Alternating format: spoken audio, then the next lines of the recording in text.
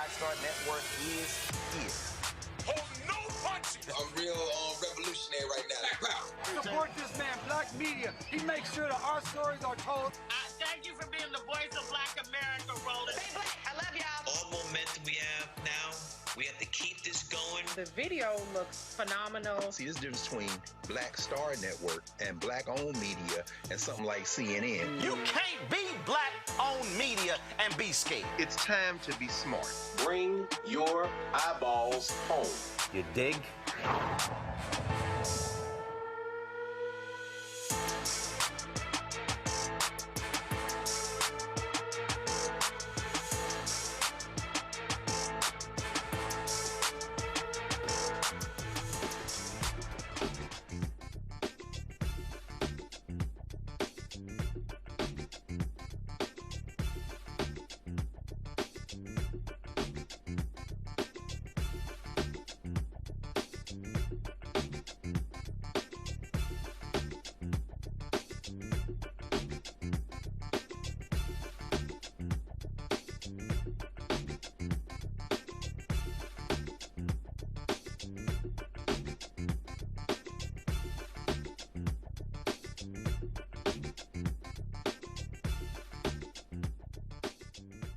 Today's Thursday, February 19, 2026. Coming up on Roland Martin Unfiltered, streaming live on the Black Star Network. The descendants of slaves are fighting an attempt to use eminent domain to carve a spur through one of Georgia's largest Black-owned farms. The Trump administration continues to show its blatant racism against African Americans. Defense Secretary Pete Hegseth invited a white Christian nationalist pastor who's made offensive racist remarks regarding slavery to pray at the Pentagon. Yesterday, Donald Trump had the help at the White House for his Black History Month reception. You had this one black woman who stood up there and said, "Don't y'all dare call Trump a racist." That sister needs a history lesson, as in, the last year.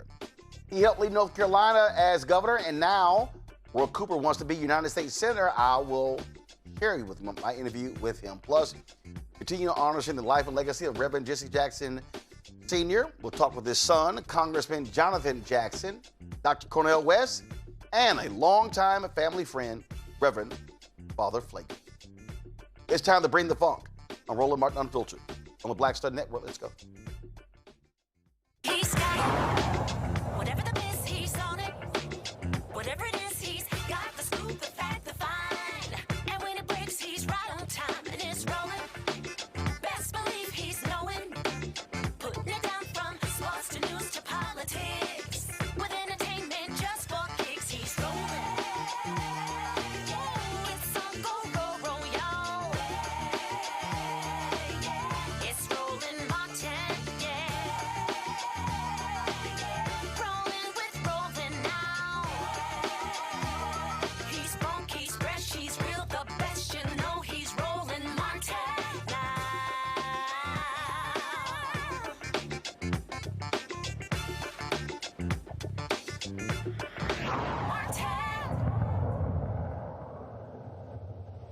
A black Georgia family is waiting for a 3-judge panel to decide whether they can keep their land, which has been in their family for 100 years. The Smith family says the Tarbutton-owned Sandersville Railroad Company wants their property to build a rail spur to haul gravel from a local quarry. In 2024, the Georgia Public Service Commission granted the Tarbutton-owned Sandersville Road Company eminent domain authority, allowing it to seize private property. Now, the family's been fighting ever since. Adam Mahoney, the climate and environment reporter for Capital B, has been following this story. He joins us right now. Adam, glad to have you here. Walk us through this. This stuff harkens back to slavery Reconstruction days, correct?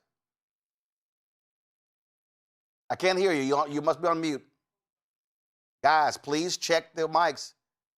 Are you on mute? Can you hear me now? Now we can hear you. Okay, sorry about that. Thank you. Yeah, I mean, this does date back to slavery. Specifically, in this case, the Benjamin Tarbutton family was the descendants. He is the descendant of one of the largest slave-owning families in all of Washington County. His great-great-grandfather owned over 75 slaves. And the Smith family, who his railroad is now trying to carve through, are descendants of enslaved people in that county. So we're seeing how kind of the power brokers and what is at play does date back to your point, Reconstruction and political clout. Okay, so this land, how much acreage are we talking about that they're trying to put under eminent domain? Yeah, so the Smith family, they own 600 acres of land in Middle Georgia. The family has owned the land for 100 years now, and it's deeded to 6 members of the family, brothers and sisters, who some of which still live on that land. The Sandersville Railroad is attempting to cut through basically the heart of that land that they would only receive about 12 acres through eminent domain, but what it would do would basically shut the family off from the rest of their land. They would have to cross a railroad to get to the other half of their land. And this is a process, like you mentioned, that has been going on since 2023. It was first approved by the Georgia Public Service Commission, and is now going through an appeal process through the Fulton County court system. And what recourse does the family really have? I mean, they're just hoping the court intervenes?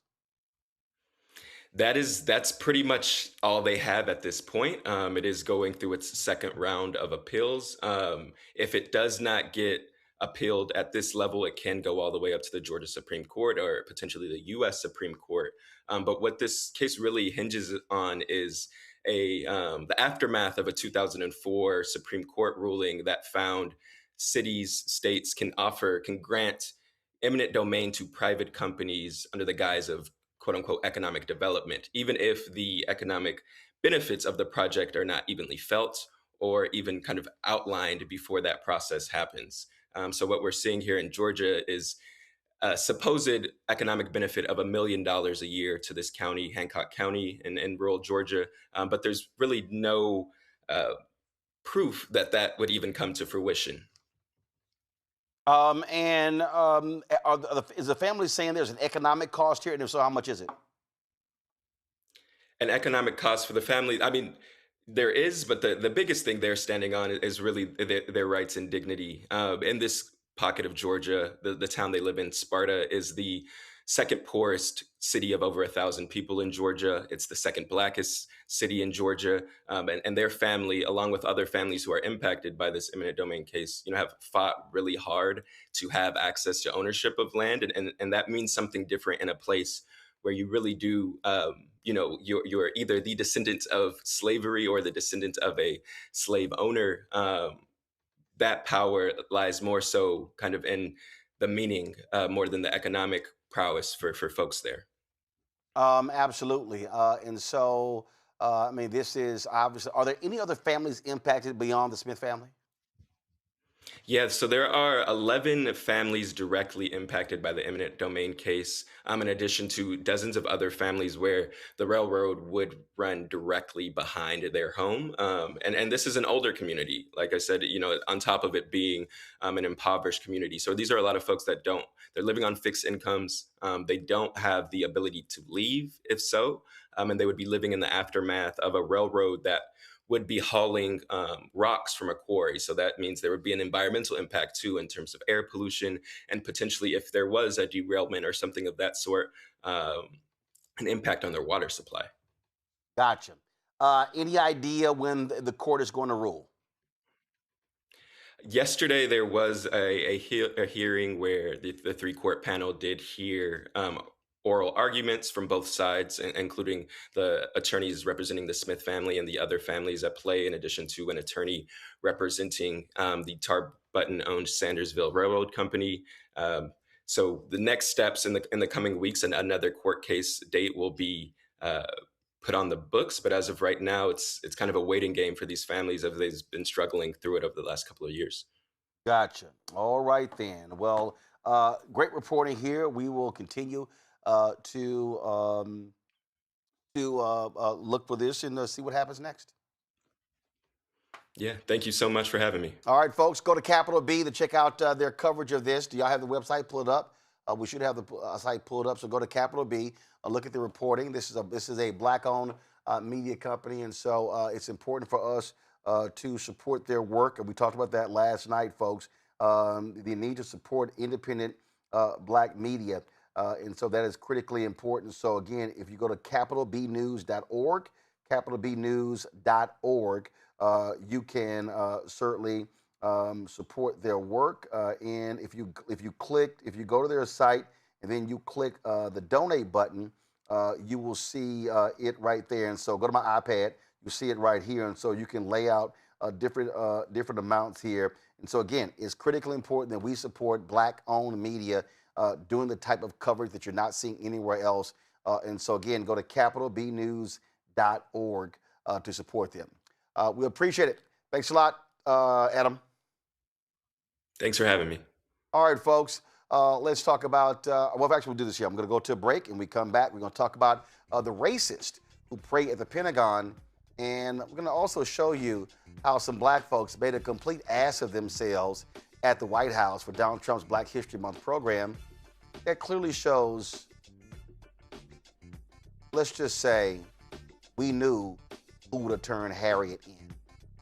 You're watching Roland Martin Unfiltered on the Black Star Network.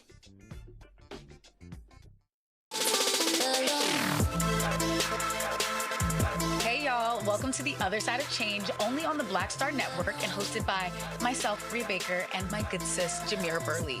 We are just two millennial women tackling everything at the intersection of politics, gender, and pop culture. And we don't just settle for commentary. This is about solution-driven dialogue to get us to the world as it could be and not just as it is. Watch us on the Black Star Network, so tune in to The Other Side of Change.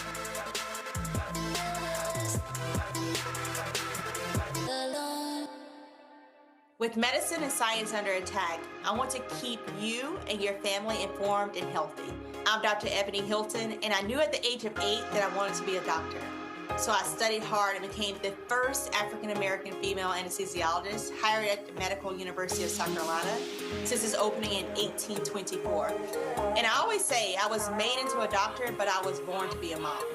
And as a new mom, wife, sister, daughter, and friend, I understand how frightening a medical crisis can be. I care for individuals on some of the worst days of their lives, and it's my mission to provide you with a safe space to gain clarity on issues affecting your mind, body, and soul.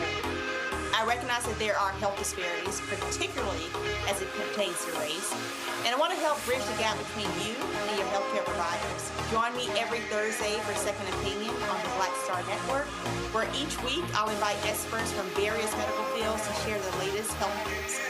We'll discuss topics such as the vaccine debate, mental and sexual health, medical bias, infertility, menopause, andropause, nutrition, and aging.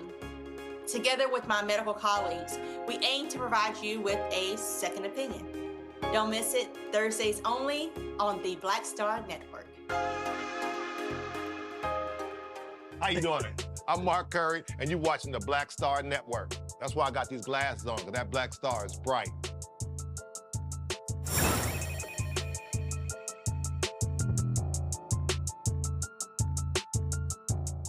Folks, the U.S. Department of Defense facing backlash after the grossly unqualified Defense Secretary Pete Hegseth invited a racist white Christian nationalist who calls himself a Paleo-Confederate to lead a prayer at the Pentagon. The pastor is Doug Wilson, who has said some of the most grossly despicable things regarding slavery. Last year, when opening a church in Washington, Wilson told CNN it was part of his plan to make the United States a Christian nation. He's described his politics as slightly to the right of Confederate General J.E.B. Stuart. It says immigrants are entering the country in a parasitic way. Do y'all have some of this little prayer? Go ahead and play it. Pull it up. I didn't hear a word. Come on, pull the audio up. We just came screaming in. I'm sure it was fantastic. We were held up at the White House for meetings, as you can imagine. I won't try to add to it. I just want to, first of all, thank you for being here. Thank you. Thank you for your leadership, for your mentorship, for the things you've started, the truth you've told, your willingness to be bold. It's the type of thing that we're trying to exercise here, too, with the monthly worship service, is to pause and recognize who is at the wheel, who is sovereign in all of these things, the scale and scope of which we can't possibly imagine sometimes, and outcomes we cannot foresee. But there is no plan B, only God's plan of plan A. And I'll just tell a brief story. I was undertaking a mission of writing a book called Battle for the American Mind. It was about K through 12 education, and working with a man named David Goodwin, who's the president of the Association of Classical Christian Schools. an association that was started by Pastor Doug Wilson, and where many of our kids go to school. And we were working on a project, and I was just a Fox News guy at that point, and David thought it prudent to, because it would touch on so much of what ACCS does, talk to Doug about it and say, hey, are you comfortable with this partnership? And because there's plenty of things that people will say about you in every phase of your life. And I'll never forget when David came back, and we'd never met, we'd never spoken at that point. And he just said, Doug asked a more or less. Okay, I can't listen to any more bullshit. Okay, so Pete Hegseth, oh my God, how amazing he is. Really? So there's a website called DougWilsonSays.com that's actually tracked the racist, misogynistic, sexist things this man has said. Doug Wilson says the Christians who owned slaves in the South were on firm scriptural ground. Okay? This is a quote from Doug Wilson. The radical abolitionists, now mind you, the radical abolitionists maintained that slave owning was inherently immoral under any circumstance. But in this matter, the Christians who owned slaves in the South were on firm scriptural ground. May a Christian own slaves even when this makes him a part of a larger pagan system which is not fully scriptural or perhaps not scriptural at all. Provided he owns them in conformity to Christ's laws governing such situations, the Bible is clear that under such conditions, Christians may own slaves. He also said, on the slavery issue, the drums of war were being beaten by the abolitionists, who were in turn driven by a zealous hatred of the word. To the extent that slavery was an issue, the radical abolitionists were in conflict with the teaching of the New Testament. Oh, this one here.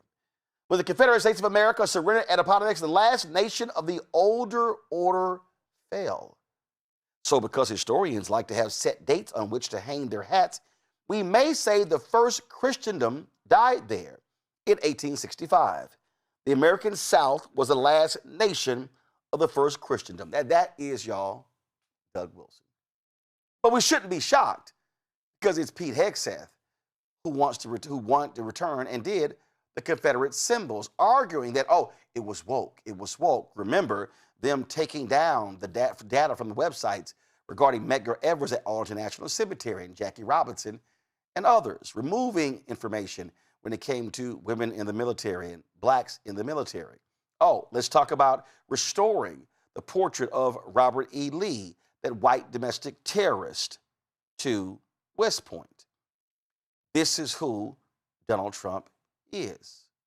And see, what you have is, you have an administration that embraces racist, embraces white nationalists.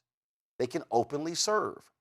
So yesterday, when the help was at the White House for Donald Trump's Black History Month reception, it was amazing to listen to how they praise Massa for how wonderful he is and how he has done amazing things for them. And there was one particular person, and it's no disrespect on this sister. It's fine, I'll play it myself. It's no disrespect on this sister, but I'm sorry, I gotta say it. So for Alicia Cook, who is from Washington, D.C., she had a grandchild who was killed as a result of gunfire in Washington, D.C. And so she goes to the podium and she says this about the great white savior, Donald Trump. One thing I like about him, he keeps it real just like Grandma. I appreciate that because I can trust him because he tells exactly how he feels and what he thinks.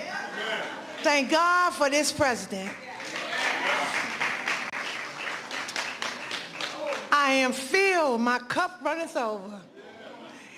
Because he allowed his constituents, his people to come to my house to interview me, to talk about the murder of my grandson. It seemed like nobody cared. I'm an advocate for murder. I marched. I rallied. I pulled out other families in the District of Columbia that had murders and did not have answers. Ooh. We marched and we rallied, and nobody heard me, Democrats. Get mad at me. Until this Republican sent his constituents, his people out there to interview me in my home. Have you ever heard of a thing? Then they invited me twice before Congress to testify for the beautiful bill that's going to change crime in the district. If you kill somebody, Okay? You take a life, you do life. Just that simple. If you do a harsh crime, you do harsh time. Just that simple. And if we need National Guard, and which we did years ago, he brought it on. I love him. I don't want to hear nothing you got to say about that racist stuff. And don't be looking at me on the news hating on me because I'm standing up for somebody that deserves to be stand up for. Get off the man's back. Let him do his job. He's doing the right thing. Back up off of him. And Grandma said it.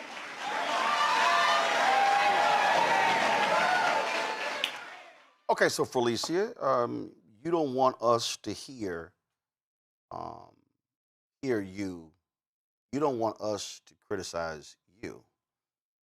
Okay, Felicia, if you were sitting in that chair or in this studio, then I would look you in your eye and I would ask you to defend this. You talked about the murder of your grandchild, and you said Democrats didn't hear you. You said that they allowed you to testify before Congress. Can you please tell me which party has been trying to control the out-of-control guns in this country? Is it Trump, MAGA, and the Republicans, or is it Democrats? I'll wait. While you're at it, for Alicia, let me remind you that when Donald Trump initially got back into the White House, Donald Trump did something. And maybe you should go talk to that black family. Maybe you should go talk to the black family of a man who died. That man who died was Hilton Brown. Felicia, maybe you didn't see this story from March of 2025. DC officers reinstated after conviction in man's scooter crash death pardoned by Trump. For Felicia and all of you who are the help with the White House, let me remind y'all that these two officers, Terrence Sutton and Lieutenant Andrew Zabavsky, as you see, the story says here from NBC Washington, Hilton Brown, Karan Hilton Brown, had been riding a motorbike without a helmet as Sutton pursued him in an unmarked car. Prosecutors said the chase went on for 10 blocks before Sutton followed Hilton Brown down an alley at what prosecutors call an unreasonable speed. When Hilton Brown left the alley, he was hit by a car, suffered head trauma, and died in a hospital a few days later. He was 20 years old and the father of an infant. Felicia, it says the U.S. Attorney for D.C. says Sutton and Zabavsky failed to preserve the crash scene for investigators and turn off their body cameras. This is the quote from the prosecutor. As Mr. Hilton Brown lay unconscious in the street in a pool of his own blood, Sutton and Zabavsky agreed to cover up what Sutton had done to prevent any further investigation of the incident. The office said in a statement that went to trial, Felicia, and the officers were convicted and sentenced, but Donald Trump chose to let them off. Felicia, I'm not done. In Los Angeles, there was a Los Angeles County sheriff who was convicted and found guilty of federal civil rights violations. This is the DOJ website for using excessive force against a woman. So this woman was videotaping the officers arresting and beating a man outside of a supermarket in June of 2023. And so it says here that Kirk and another deputy, they were responding to a possible robbery at the store. They arrived on the scene and handcuffed and detained a man matching the description, while the victim, identified in court documents as JH, who matched the description of the female suspect, recorded the deputies on her cell phone. While recording, J.H. told Kirk that he had a legal obligation to inform the man of the basis of a forced detention and that she was broadcasting his actions on social media. Well, Kirk then decided to pepper spray her, and then he also placed his knee on the woman's shoulder and cocked his right arm back with a clenched fist. Stop or you're going to get punched in the face. Kirk then pressed his knees into her neck. She said, get your neck off my, I can't breathe. So Felicia, do you care about that black woman? Oh, I'm sorry. You heard me say that he was convicted. But the new U.S. attorney for Donald Trump then came in and offered him a post-conviction plea bargain. I'm sorry, Felicia, allow me to say it again. He was tried. He was indicted, tried, convicted. And as they were preparing for the sentencing, the new U.S. attorney comes in and says, we are going to offer him a post-conviction plea deal. It was something that rarely ever happens. It was very strange. Oh, and the prosecutors in the case, they actually stepped off. So what happened for Alicia? He was allowed to plead guilty to a misdemeanor after the felony conviction. Okay, for Alicia, since you say he's not a racist, I don't want to hear that racist stuff. Did you know that there was a settlement in Alabama where black people had sewage backing up into their yards and backing up into their house because white officials would not properly install sewage lines and pipes there? Under Biden-Harris, a settlement was reached in order to fix the problem.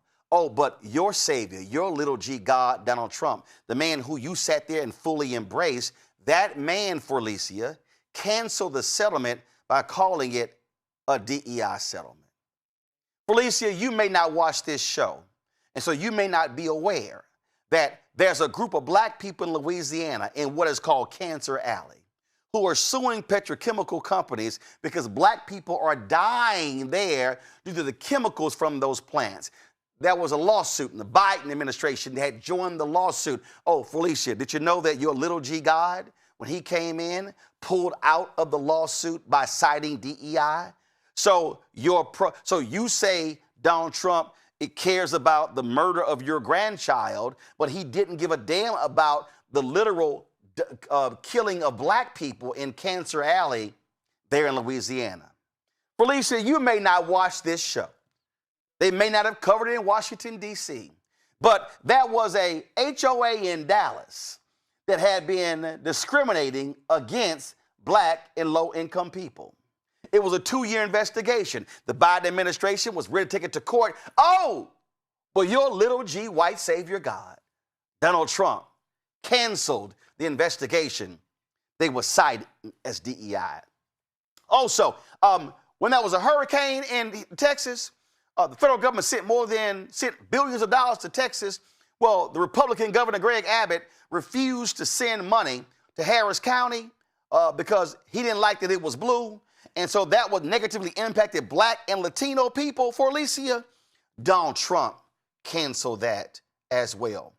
Felicia, you may not realize that there's a federal procurement program where some $700 billion is spent on federal contracts.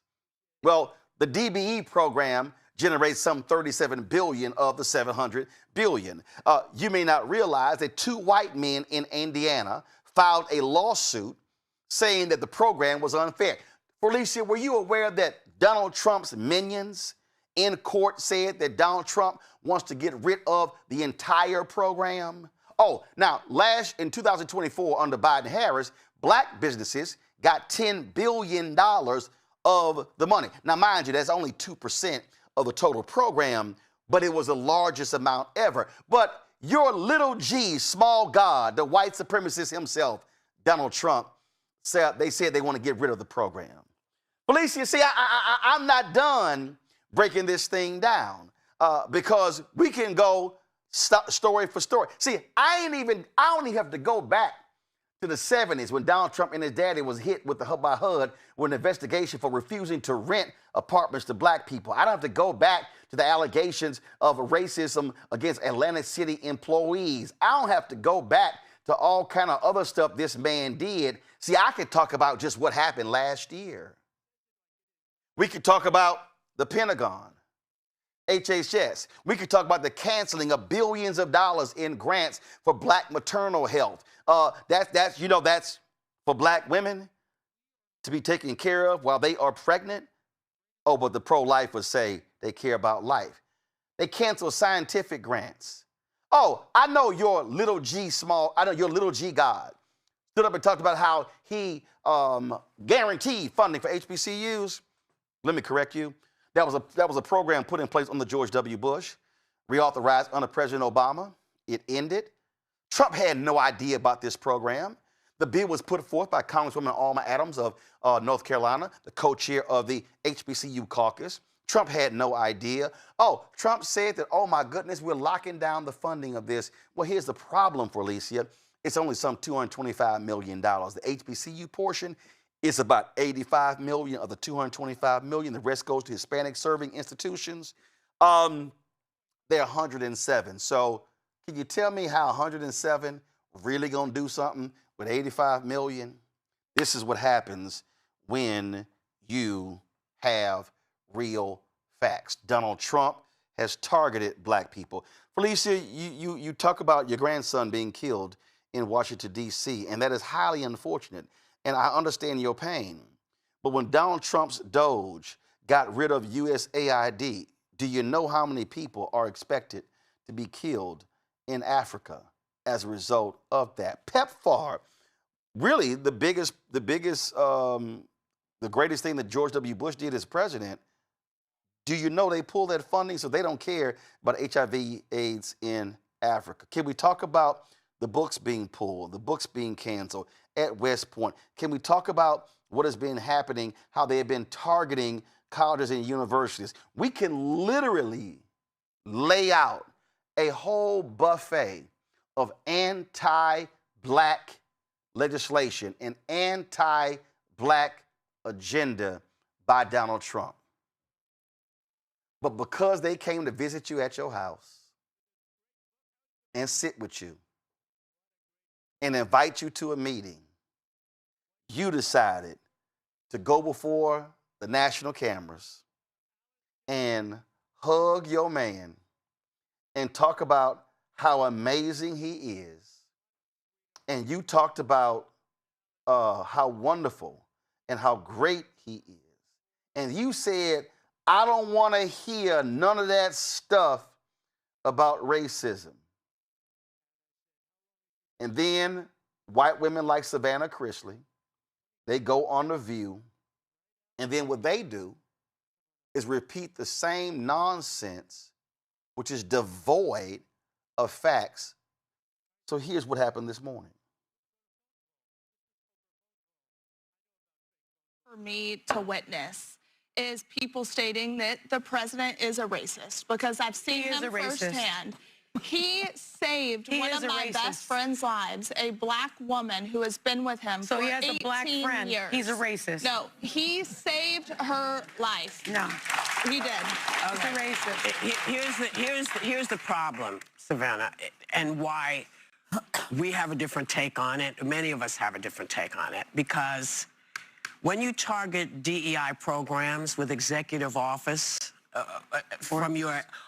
with executive orders, your first week in office, arguing that the policies undermine national unity.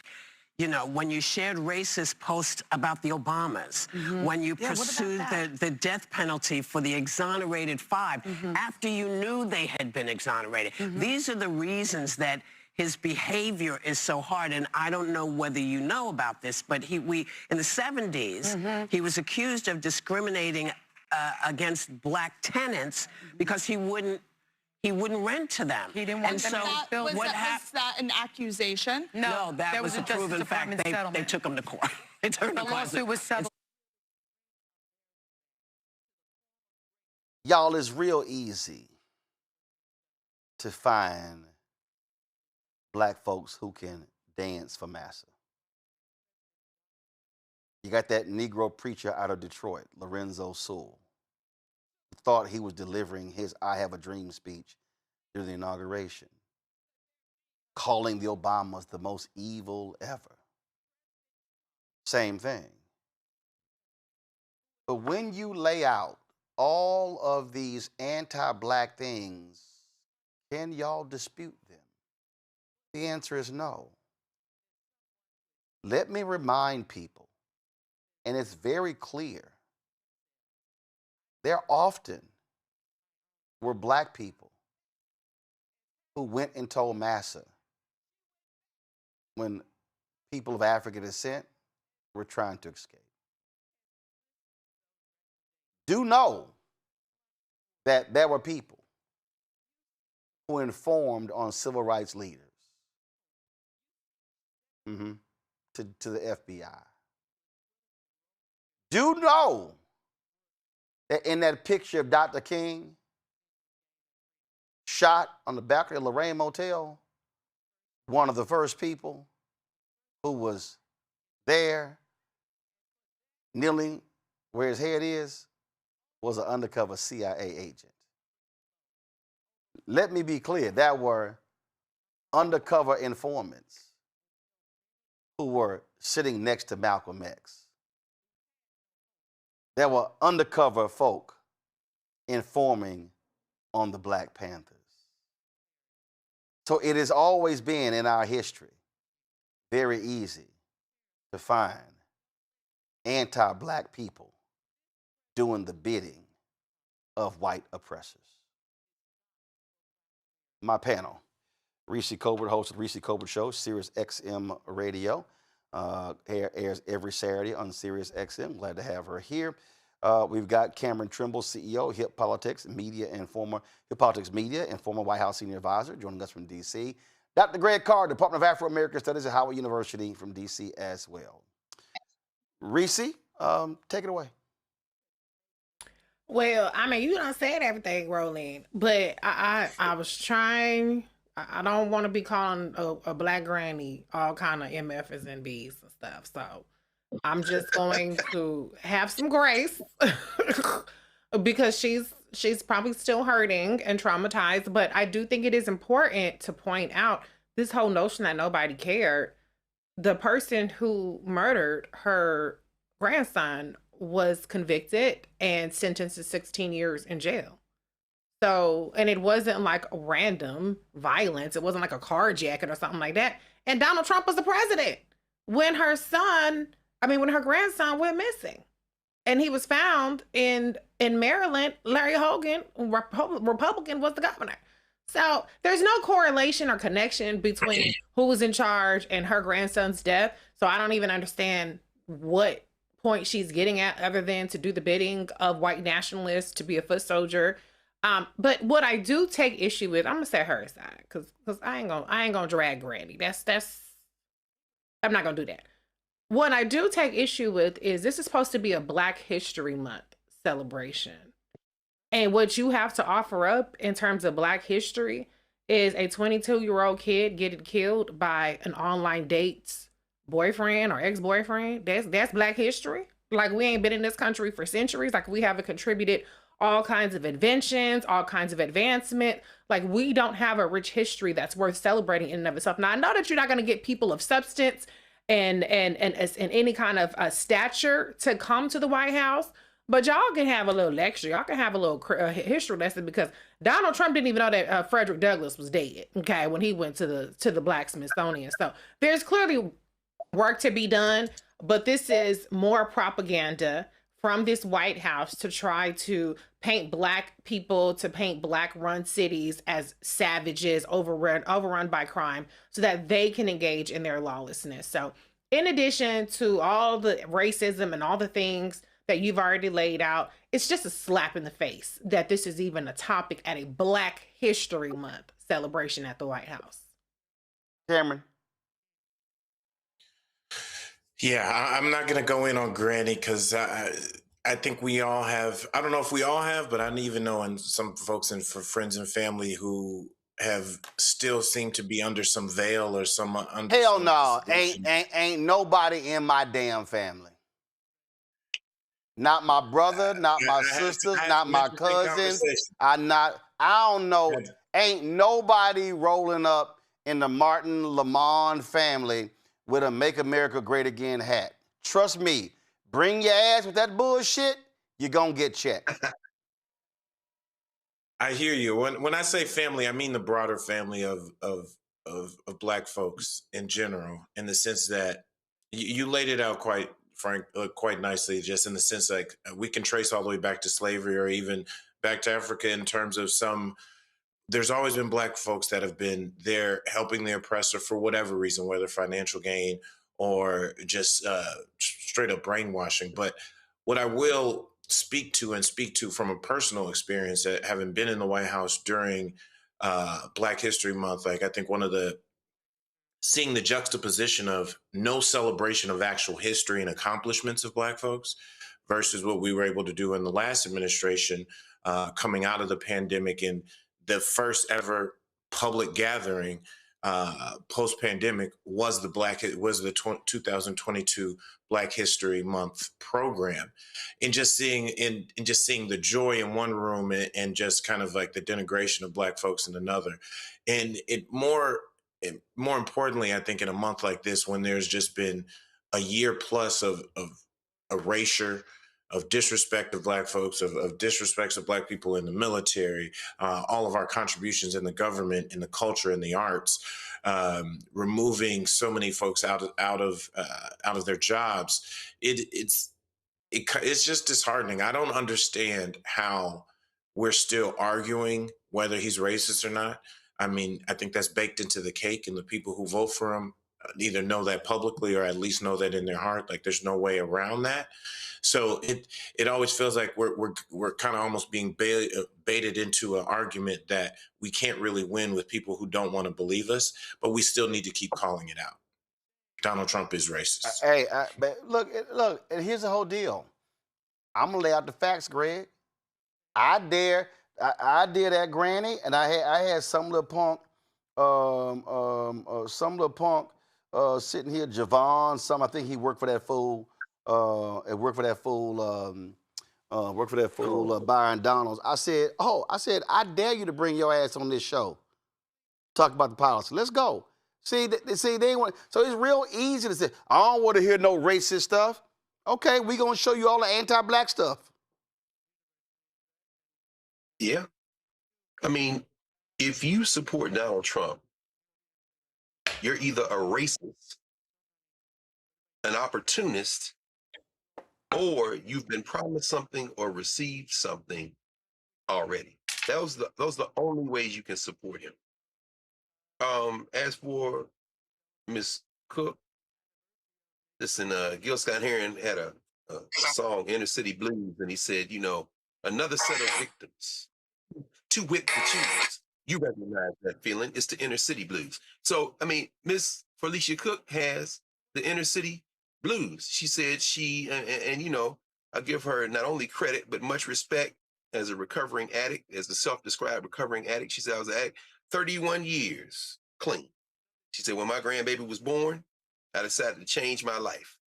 And that young man lost his life in Southeast DC, killed by a man almost twice his age. Apparently, he was having sex with this woman that this other guy was dealing with. This guy who got the 16 years, as you said, Reese, sentenced by a judge that was appointed by Barack Obama. The judge that gave him 16 years. She's a member of the Asian American Pacific Bar Association. I'm sure that would drive Donald Trump crazy. But I'm raising all those things as a backdrop to say that she has no factual support for anything she's saying. She herself's not a racist, I wouldn't assume. But I don't assume anything about Black people simply because of the color of their skin. Now, she claims to be a Christian. And I think she's the kind of Christian that Pastor Doug Wilson would absolutely embrace, because Wilson is a purebred white supremacist and an open enemy to our common humanity. And he is not a Christian. This is the damage of Christianity. Let me just be kind of candid here for a moment. She is a Christian in the mold of the slave master's religion. There are many Christians. You talked to Freddie Haynes last night. And of course, Jeremiah Wright, we can name them, Vashti McKenzie. Go down the list. Many people who say you're a Christian. Those white people are not Christians like you're Christians. You're not praying to the same God. And finally, when we break their political backs, early voting in Texas, North Carolina, if you're in there, make sure your registration is tight and to go in there and vote. We got to break their political backs. When we roll over these racists like to see, we will be doing it on behalf of victims like Felicia Cook, who has been driven crazy by her grief, who clearly received an inferior education here, as we talked during Black History Month, as Carl G. Woodson would say, the miseducation of the Negro. It's a miseducation Negro. And as far as that Negro who is hollering and calling out of Detroit, the young man who has clearly been misshapen by his own diseducation, we're going to get some measure of justice for all of you. But what you won't get as we do this is another opportunity to speak in public on a platform, because you need to have a complete re-education. Right now, you're a victim, a pawn, and that's just too bad. Yeah, absolutely. If y'all want to see a level of stupidity, the other day, Keith Ellison was testifying before a Senate hearing, and something stupid happened. Something like just dumb happened. Y'all don't have a video? Okay. Well, fine. Well, so, yeah, I was watching this questioning, and they were jamming Keith Ellison up about this alleged fraud in Minneapolis, and they were hitting them all up about that, and so they were asking him all these questions, and okay, I got it. And then this one elected official then did something. I didn't know what the hell where he was going. He all of a sudden, I don't know, y'all. He all of a sudden begins to ask Ellison about something Farrakhan said. Now, when I saw the clip, I went, what that boy talking about? So the first thing I said was, okay, was it something new Farrakhan said? No. Y'all, it wasn't nothing, it wasn't something new. This fool literally asked Minnesota Attorney General Keith Ellison, who's Muslim, he decided to ask him something about Farrakhan calling a gutter religion, Judaism a gutter religion. I said, wait, let me go. You mean 42 years ago? When Keith Ellison was 20? Hold up, let me try to play this. Certainly know who Renee Good and Alex Preddy are. I do. Yeah, so obviously your priorities are clearly obvious. Tell me about Temple Israel. What happened there? Well, my dear friend of mine is the lead rabbi at Temple Israel. Could you just answer my question, please? Well, a lot of things happen there. Do you have something in mind you'd like to bring up? Yeah, any particular incidents happen of anti-Semitism? Well, there have been acts of anti-Semitism there. What have you done about it? Of which I oppose vigorously. We've supported local law enforcement in doing the right thing in those communities. I mean, let me tell you, you're asking me about a place I know a lot about. I've been to Temple Israel an untold number of times, and so if they ever have any security concerns, that is a concern of mine. And absolutely. So what have you actually done differently to help fight anti-Semitism in Minnesota? I speak against anti-Semitism. I condemn it as repugnant and wrong. Let's pause there. You speak against anti-Semitism. Will you condemn Louis Farrakhan's comments saying that Judaism is a dirty religion? You know, sir, I thought I was coming here to talk about immigration policy. That was a layup question, by the way. No. I thought I was talking about immigration policy. I didn't know that we were going to be talking about all these matters. I mean, I'm reluctant to just sort of, I mean, we already had one thing where we didn't mention immigration policy at all. I'm fine with you asking about questions around asylum and things like that. That makes a lot of sense to me. but now we're going off in all kind of different directions. I think there should be some scope to this hearing. And so thank you for your interest, and we both share a need to condemn anti-Semitism. A few of my colleagues have gone over time, Mr. Chairman. So I find it disgusting that we would have a witness who's the Attorney General of the state that will not condemn the fact that somebody said that Judaism is a dirty religion. The fact that we have a witness of that low caliber here before the United States Congress is an insult to this institution. Greg, I'm just gonna go ahead and call it what it is. That was bitch assness.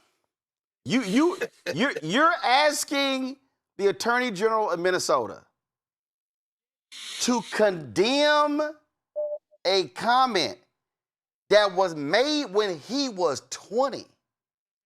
The man is 62.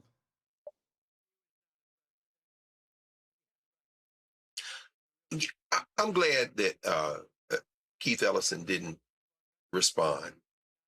And in his defense, that's Bernie Moreno, a piece of a man, a crook from a crooked family in Colombia, a family of bankers and grifters. This man himself is a racist. He has joined the Ohio delegation of the White Nationalist Party in not condemning most of the White Nationalist Party delegation from Ohio, in not condemning the faces of Barack and Michelle Obama posted on apes. Maybe if I were Attorney General Ellison, I would have said, I'll condemn that the minute you make a statement on putting the President of the United States and First Lady's faces on apes. You first. No, actually, I probably would have said, well, with all due respect, it is you, Bernie Moreno. So I'm going to leave it at that. These are the stupid citizens of Ohio who voted for him, and too many others who did not go to the polls to make sure that Sherrod Brown was in that seat instead of Bernie Moreno. That piece of a man is in the federal legislature because of our inaction. Yes, I said it, Dayton and Cincinnati and Cleveland. Yes, I said it, Youngstown. Yes, I said it, every place in Ohio. If you are disgusted by what you just heard, that piece of a man say to the Attorney General, who entered Islam through the Nation of Islam when he was a young man, I think he was in college when he joined.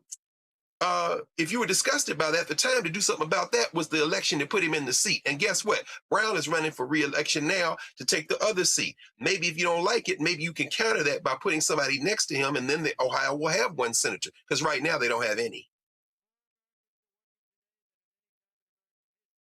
Cameron.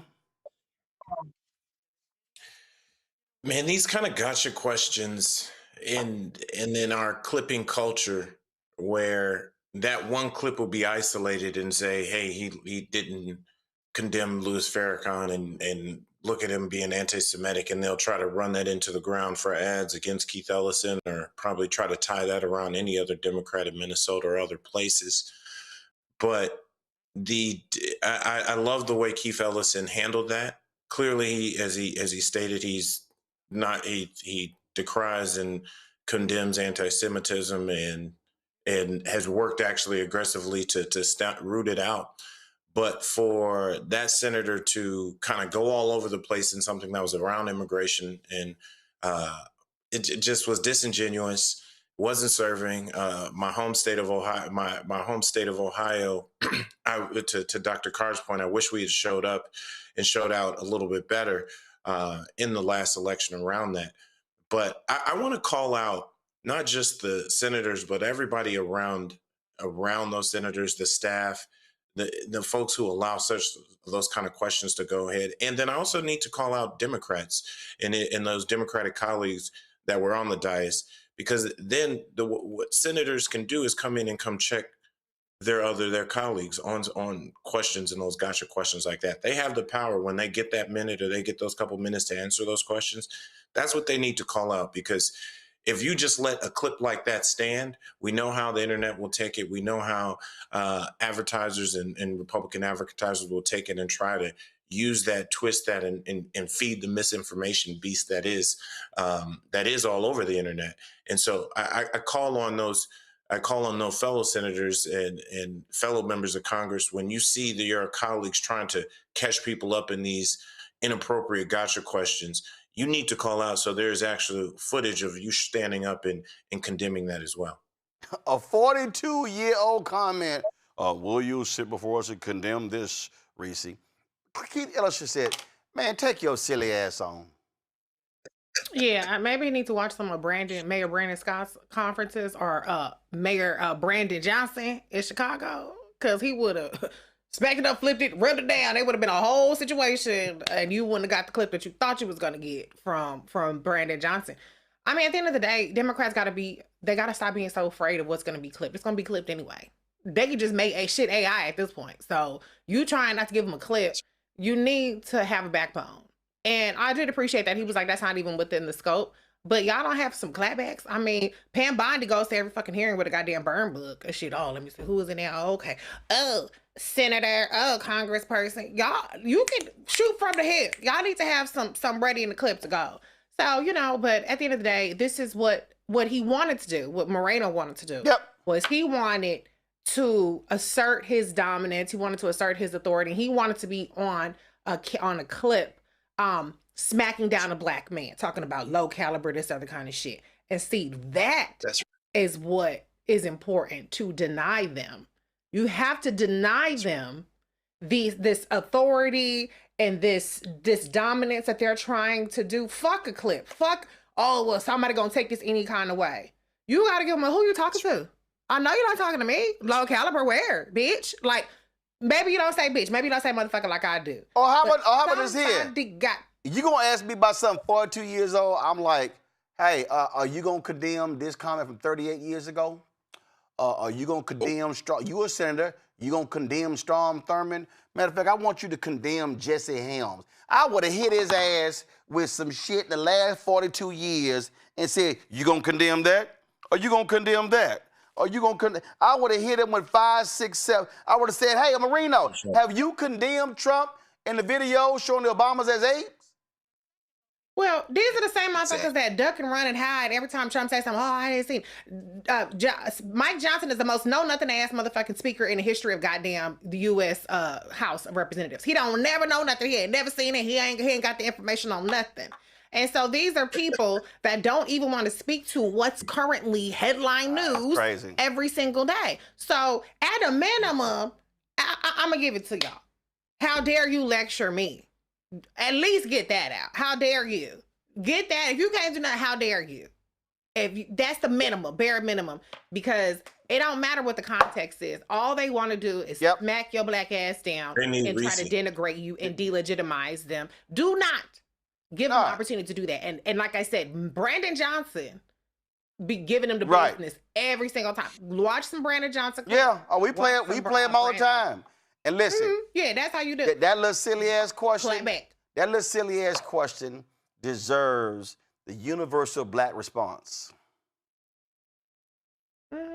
Move your ass on. Hey y'all, the slavery exhibit in Philadelphia that Donald Trump dismantled. Federal judge said that shit get back put up. This is Mayor Sherelle Parker going out today, thanking the folks for putting it back up. Fellas, I just wanted to say thank you all so very much, Sherelle Parker, and the mayor here in Philadelphia, and I want to say thank you. It's our honor. And I want you to know I'm grateful. It's our honor, man. Thank you very much. Thank you. We're on the same boat. See, that little punk Trump thought they were gonna back down. Philly was like, nah, player, you got the wrong Negroes. Took his ass to court and said, we got a little sheet of paper your little ass got to abide by. And that's exactly what happened. So that's how you supposed to do it, Greg. That's absolutely right. In fact, I was there Sunday before last. I took some footage. I went there to look.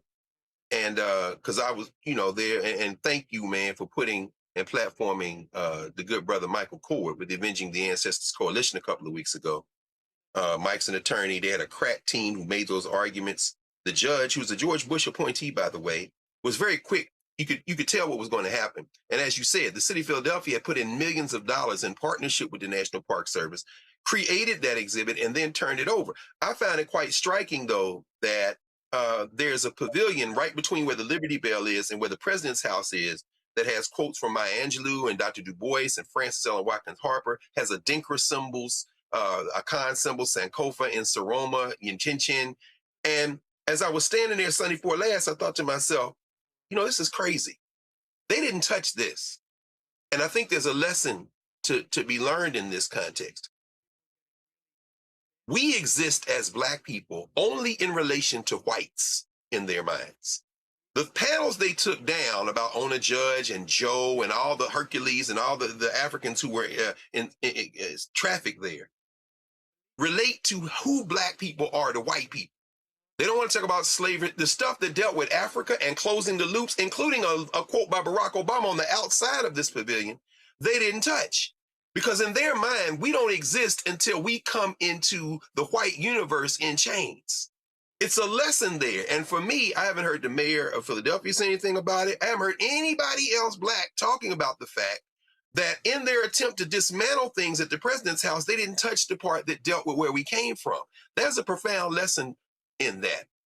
It's almost like slaves without masters. In other words, you can't see that you come into the universe in relation to them. This is why I would not respond to a Bernie Moreno. This is why I don't care about a Pastor Wilson or a runt rooster Pete Hegseth or the racist Donald Trump or those bubblehead brothers. I don't know what this thing is with getting these men with no lips that sit around and put hair on their face to try to disguise the fact they have no chins. Yes, I'm talking about Brendan Carr and of course that nasty piece of work Russell Vogt. I don't care about any of them. We have to cut. This is, if nothing else, this is a lesson of Jesse Jackson's life. You focus on what you can change, you go within, you build coalition, and you break the back of that type of racism by organizing. That Philadelphia lesson, I think, like you said, is very important. They didn't have a legal leg to stand on. Their propaganda is now evaporating. I know we saw this week the Department of Education, that Dear Colleague letter, it's gone. The New Hampshire folks, my man Sharif El-Mekki, Center for Black Educator Development, the ACLU of New Hampshire and the National ACLU won in court. That Dear Colleague letter everybody was talking about from February 2025, where they had an injunction a month later, almost a little over a month later, it doesn't exist anymore. Let's stop self-checking. Stop self-checking. All the stuff they're doing is getting thrown out by the courts. There you so go. we have to remind them, it's a propaganda war, and they're losing, y'all. Also, so thank you, Roland, for platforming that story. Also, one more story that is here in Florida. The bill by Senator LaVon Bracey Davis passed. It will provide compensation to the descendants of the Groveland Four Black men wrongfully convicted of raping a white woman in 1949 in Groveland, Florida. So just want to get that in. Got to go to a quick break. We come back. We'll pay tribute to Reverend Jesse Jackson Sr., talking with his son, Congressman Jonathan Jackson. We'll talk to Cornel West and Father Michael Pfleger, three folks who obviously knew Reverend very well, of course, his son. You're watching Roland Martin Unfiltered on the Black Star Network. Support the work that we do. Join our Bring the Funk fan club. Your dollars make it possible to do what we do. Contribute to your Cash App using the Stripe QR code. You see it right here. Credit cards as well. Checks and money order. Make it payable to Roland Martin Unfiltered. P.O. Box 57196, Washington, D.C. 2003 7-0196. PayPal R Martin Unfiltered. Venmo RM Unfiltered. Zelle Roland at RolandSMartin.com. Roland at RolandMartinUnfiltered.com. We'll be right back. On A Balanced Life with me, Dr. Jackie, a relationship that we have to have. We're often afraid of it and don't like to talk about it. That's right, we're talking about our relationship with money. And here's the thing, our relationship with money oftentimes determines whether we have it or not. Balancing your relationship with your pocketbook, that's next on A Balanced Life with me, Dr. Jackie, here at Black Star Network.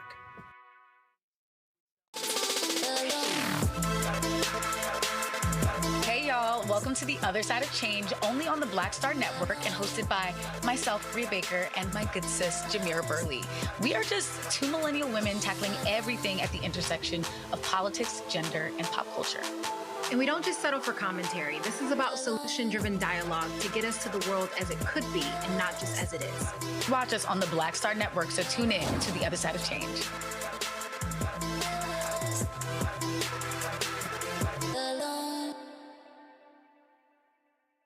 With medicine and science under attack, I want to keep you and your family informed and healthy.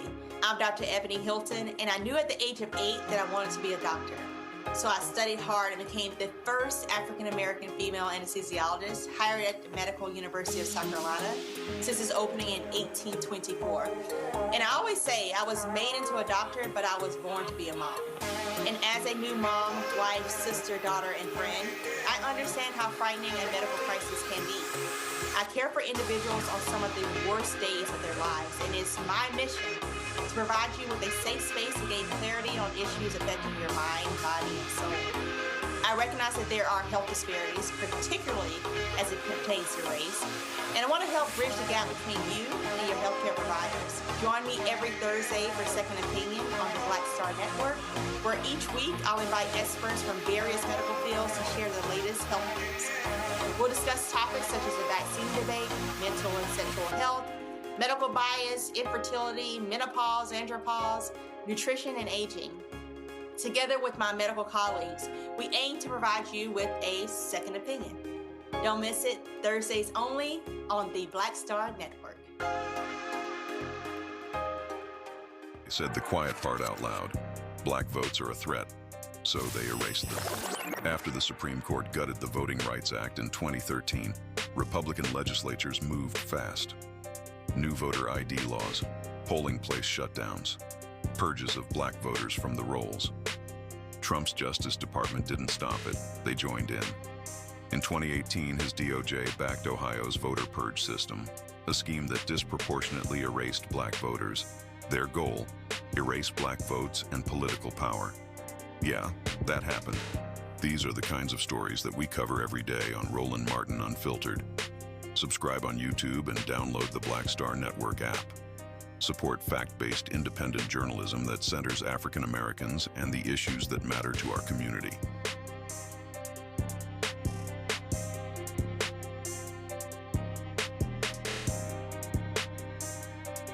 Hi, I'm Swing Cash, Basketball Hall of Famer, and you're watching Black Star Network.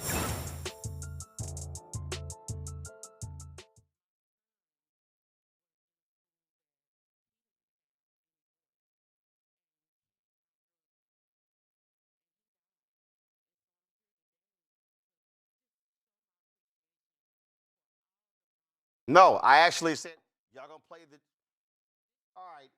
Yesterday, the Jackson children had a news conference where they talked about their father, and here is some of that. Our father is a man who dedicated his life to public service, to gain, protect, and defend civil rights and human rights, to make our nation better, to make the world more just, our people better neighbors with each other. Born in Greenville, South Carolina in 1941 in the throes of Jim Crow, he quickly became maladjusted to injustice. He challenged those entrenched Southern systems of poverty and racial inequality, landing in jail at 17 years old, protesting for the right to use a public library. He won that battle. He kept winning these fights against injustice and inequality all of his life. Through college, continuing the work to lead students to segregate lunch counters in Greensboro, North Carolina, to helping secure voters' rights, leading marches across the Edmund Pettus Bridge at the second and third marches in March 1965. To his work in Chicago, his tireless efforts with ministers and businessmen, and Operation Breadbasket, Operation Push Excel, and on to his national work with the Rainbow Coalition, the Rainbow Push Coalition, and the Wall Street Project. On the field of life, his shoes were well worn. His uniform, dirty with the stripes of imperfection, as he did his best to live up to his Christian calling.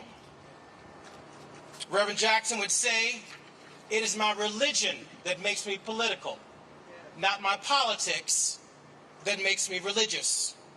And we, his family, and the many others touched by him, inspired by him, are left obligated to continue his work to make our nation a better place for all through the techniques and tools and policy goals and platforms he championed and left us to use. And so now his soul is freed to be with our mighty ancestors. His remains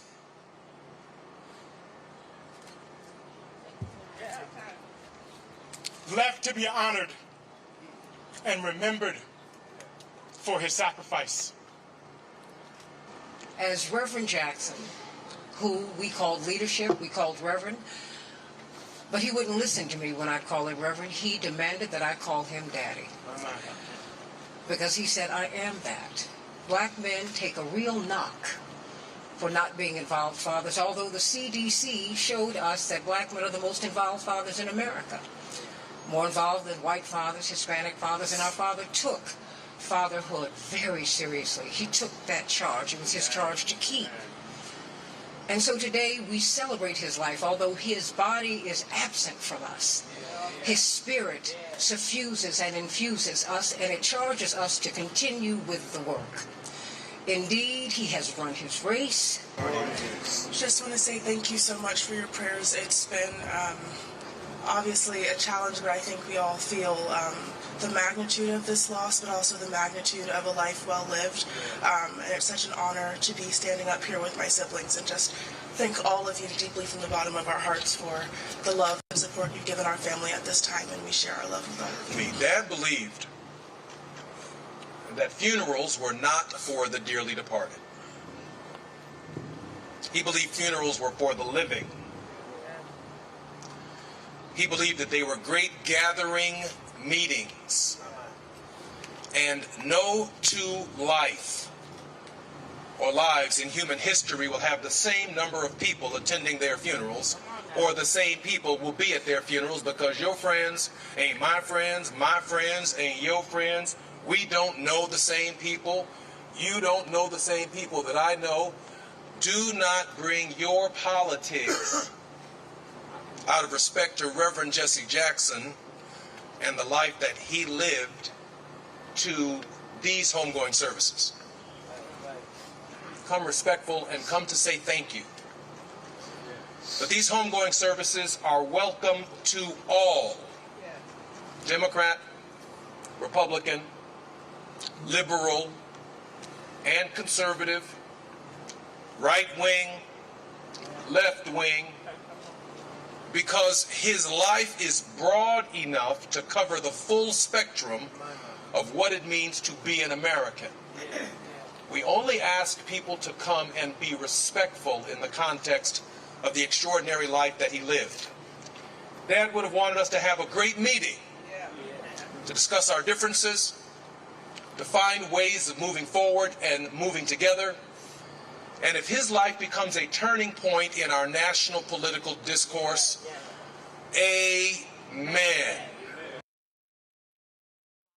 Folks, joining us right now, Dr. Cornel West, of course, who knew Reverend well. Dr. West, just share your thoughts, the loss of this historic international titan when it comes to civil and human rights. Brother, first, I just want to thank you for your work, though, brother. You've been persistent. You've been persevering all these years and still holding up the bloodstained banner.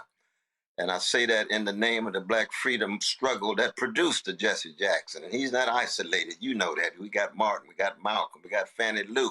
You got Ella Baker. He is a great wave in the river of our movement, of our struggle for freedom. And he's a world historical figure, ain't no doubt about that. Nobody like that, brother. So much genius, so much style, so much sense of service, willingness to sacrifice, tell truths against the grain. I don't have a language to describe and capture his genius, though, brother, but I can tell you this, because I follow the same Jesus that he followed. I thank God that we had him for so long, but he lived under death threat for almost 60 years. You know what I mean? And the very fact that he was able to hold on for so long and allow his light to shine, we shall never, ever forget him. And when we talk about him, we talk about Helen, his precious mother, Noah, his precious father, Charles, his precious stepfather, and especially Matilda, who's his precious grandmama. That's the sources of the love, integrity, and the style that produced the giant Jesse Louis Jackson Sr. The thing, Dr. West, that we've sort of been laying out is that Reverend Jackson passes at 84, but you had this continuum, him engaging in North Carolina A&T, joining the movement. Dr. King, Operation Breadbasket, morphing into Push Coalition, Rainbow Push, going from streets to the C-suites, going to Wall Street Project, Automotive Project, Citizenship Education Fund, and then Obama. I had to remind some people who were really upset with his comments about Obama. I said, yeah, but after Obama's there, who was leading the fight for opening up opportunities for black people in Silicon Valley? I said, it was Reverend Jackson. I said, so y'all act like, I said, so you can criticize Reverend, and I was one of the folks who criticized him directly when I had him on WVON radio. I ain't never had the problem, but I also had to remind them while I was criticizing him, I had no problem bringing him back on my show when he was checking Silicon Valley. Oh, absolutely. And I remember you were there in Chicago. We were talking about Curtis Mayfield way back in 2006 when you had your show. But no, anytime we in a movement together, though, brother, we criticize each other because none of us have a monopoly on truth. But the thing is, the focus is on the suffering of our people. The focus is on the vision that inspires and tries to empower our people. But keep in mind now, my dear brother, that when you think about Jesse, you don't want to skip over, the Baptist churches there in Greenville that shaped him. You don't want to skip over the great Samuel Proctor, who was the president of North Carolina A&T, who allowed Jesse to get in without a letters of recommendation, without even kind of exams. He was going to be the first black quarterback, University of Illinois. White folk couldn't deal with it, so he went back to North Carolina A&T, became the great quarterback and student body president. See, those are the fundamental sources. And of course, there's Precious Jackie, his wife for 65 years. See, that's the raw stuff that sustained Jesse. And then he meets Martin, and then he takes off and soars like an eagle. And you should keep in mind, brother, he's a Christian minister who's also deep in love with Bobby Blue Bland, who in Bland studying the sermons of Reverend C.L. Franklin. See, Jesse is grounded in black culture at the deepest level, and that makes a difference. He's a spiritual property of the very black people who produced him, and he never, ever forgot about us, man. Never, ever.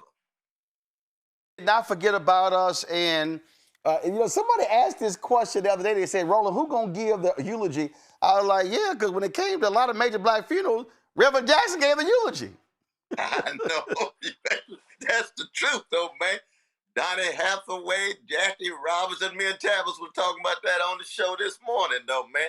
I mean, I don't think there's anybody worthy to give his eulogy, you know what I mean? But what can you say? What can you say? Somebody's got to be a bona fide Christian preacher who's been washed by the blood at the bottom of the cross and then connected to the struggle for freedom around the world, be it in the Middle East, be it in Asia, be it in Latin America, be it in the south side of Chicago, be it in Houston. I know a brother from Houston named Roland Sebastian. Yes, indeed. All of us part of that river I'm talking about with different waves, but the same river, brother. The thing that, as we move forward, and I keep hearing this, people keep saying, who's next, what's next? What should folk be doing? Because when we look at our freedom fighters, listen, Andrew Young is 95. He's really the last of the civil rights lions. You still got some other folks who are still here, but the reality is that generation, the generation that were involved in the Black freedom movement, who, what I keep saying, the folk who were really involved, 70s, 80s, 90s, and the criticism that I have, Dr. West, is that, the criticism that I have is that Gen X, Millennials, Gen Z, Gen Alpha have been making withdrawals from the Black Bank of Justice and have not been making enough deposits. Ooh, these are the people who were going to the city council meeting, the county commissioners meeting, the school board meeting, the state house, who were going to Congress, who were keeping us informed. And this generation simply cannot accept that, oh, if we just tweet it or put it on TikTok, it has the same energy. No, you got to be on the ground touching people, talking to people, working with people. And I think that we got to have more folk who are in this fight as opposed to saying, well, they got it because those numbers are dwindling because those folks are becoming ancestors, or they're retiring because they are actually tired. That's true, though. But, brother, I think the important thing to keep in mind, man, because we come from a great black people now. And many of us serve a great God. And my Bible says there's always going to be a cloud of witnesses of great courage and commitment and conviction who will speak the truth, who will bear justice, and we don't know who they are. Mm-hmm. There's no way under God's heaven in October 1941 that people would have chosen Jesse Jackson. Yep. We don't know. People wouldn't have chosen Ella Baker. We don't know. Ida B. Wells Barnett, we don't know. We don't know where they're coming from. Usually they're local, but the important thing is they got character, they got backbone, and they got a love of black people that's connected to solidarity with oppressed folks. Well, I think but that's, we just don't know. but I think the key, what you just said there, is you have to have a love of black people. You cannot have a love of money. You cannot have a love of things. You cannot have a love of power. You have to have a love of black people. And when the beginning premise or your foundation is my love of black people, then everything else builds off from that. That's exactly it, though, brother. You hit the nail on the head. In addition to that, I would say with the great D'Angelo, we just lost here in the Angie Stone last year. We pray for brother Michael, their son, their grandson. That D'Angelo used to say, my aim is to hold up the torch and pass it on to the younger generation by the example that I am. And that's a profound formulation. We learn it from our musicians. We learn it from our literary figures. You know, yesterday was Toni Morrison's birthday, right? Hey, we shall never, ever forget that. Same was true with Douglas last week. That tradition, that spectrum, that continuum that flows, and it's flowing in the younger generation. It's just that it's weaker and more feeble because they're up against more, but it's there. And God is not going to forsake us and abandon us, brother. And we're not going to abandon each other. No matter how small it seems, we bouncing back. We a bounce back people, brother. We're a bounce back people, but what I say when people say, it's much more difficult, I say, I'm sorry. I cannot compare the water fountains and the dogs to what we deal with right now. I said, but the difference is there was a level of fearlessness where they said, no, I got to be willing to change this. And I say to young brothers and sisters, the couch cannot be an option. That's the truth. That's the truth. And we want to take it back to Harriet Tubman. Back in the belly of the beast of barbaric slave plantations, each time, how did she go? Because she loved the people. That's it. She sacrificed. She served the people. It's much worse for Harriet than it is for us, even though we're dealing with this neo-fascist gangster of Trump and the Trumpism and all of the vicious white supremacy and predatory capitalism and imperialist policies around the world. But we have seen worse, brother. Yeah. We got to keep swinging, that's all. Got to keep swinging. Also, got to keep reading, because if you don't read the history, you don't know where you've been, don't know where you're going. Dr. Cornel West, I appreciate it, Frat. Thanks a lot. Yeah, they love you, 06, brother. Yes, love sir. You, man. Thanks a bunch. We talk about sacrifice. My next guest, he knows that, Representative Jonathan Jackson, one of the sons of Reverend Jesse Jackson Sr. and Jacqueline Jackson. Representative, glad to have you here. First of all, our condolences on the loss of your father, an absolutely great man. Just share with people. I talked about this idea, how you have to have a love of black people. And to my panel, get ready, because y'all going to be able to ask questions of Jonathan, too. Talk about that. What did your dad make clear to you and your brothers and sisters about the love of black people and why he was in this fight? Because he was gone from home a whole lot, fighting for a lot of folk who didn't fully love him back. Yep.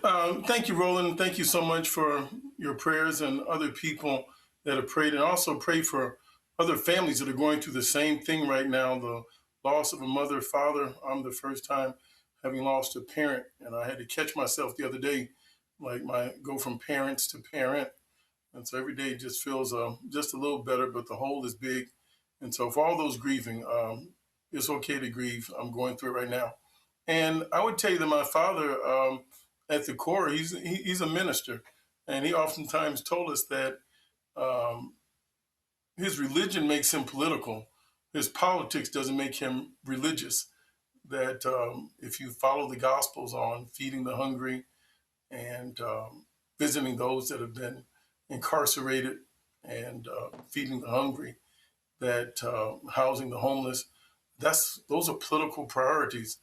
And so that's where his compassion comes from. Very compassionate person. He's a minister at his core on his highest day and has all the frailties of any human being and all the love for Christ is what he lived for. And it's a selfless life. And so he told me he's a long distance runner, that he took his charge. He was 27 years of age when he was on the balcony, and Reverend Martin Luther King, his hero, his idol, his mentor and pastor, was assassinated, shot down, and he never looked back. He had a charge to keep and fulfilled that after he never stopped running. And so he never talked about that date. Only thing he didn't talk much about, I believe he was traumatized from it. And he never looked for a long distance planning. He had to deal with things that were spontaneous and have a goal in mind, but he never expected to live a long life. And so he just kept on fighting, stayed on the battlefield, and identified with the poor and those that were marginalized. Every child wants to have their life filled. They want their parents coming to their games, coming to their schools for recitals, pulling on them, pulling on them. But you had to deal with so many others all around the country, the world, pulling on him. I told the story the other night. I said, Reverend Jackson, the only person you could see at a black mama's house in Alabama in the morning, and then on the evening news, he's sitting with the Pope at the Vatican. I give you one story on that. The Haitians were being put basically into these same sort of camps that migrants are being put in now. And so we had gone to visit the Pope one day, and then the next day we were on our way to a jail by the time we got back to America to protest what was happening to the Haitians down in Miami. They were putting the Cubans into giving them green cards and work permits. And they were locking up the Haitians that were trying to come to America.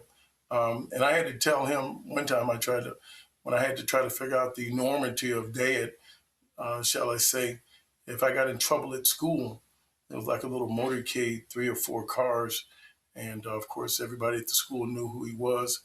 And the whole classroom, the whole school on half of the building would be looking outside the window saying, there goes Reverend Jackson, there goes Reverend Jackson. And I'm like, that's not right. Why are you coming? He's coming up to see me and everybody knows I did something wrong. I'm like, that's not fair. So I'm like, hey man, we gotta just send mom up to the school. Don't you come up here and blow this out of perspective. But that's dad. But he was tender. But he was tough enough to fight and to stand up for what's right. And by being a long distance runner, I'm saying he didn't seek corporate boards and other things. I'm not saying there's anything wrong with that, but always back to the streets, always back to the people. And thank you for the kind words and expressions people have given over the last couple of days. It's heartwarming. And the question was asked about the leadership. He didn't seek leadership, didn't choose it. I think it's an innate skill that some people have. He left being very, very hopeful. He saw a new group of young people, activists that have made it to the United States Congress. He sees and hears prophetic voices that are coming out of churches across the country. And so God will provide. He always said there was a God factor, that God is not through with us. It's a long distance journey. And I don't think it's right for people to think about a mantle being passed on. You don't inherit leadership. You don't have it because of your family. That's not what's passed on. It's time and circumstances and divine inspiration. So I am highly confident.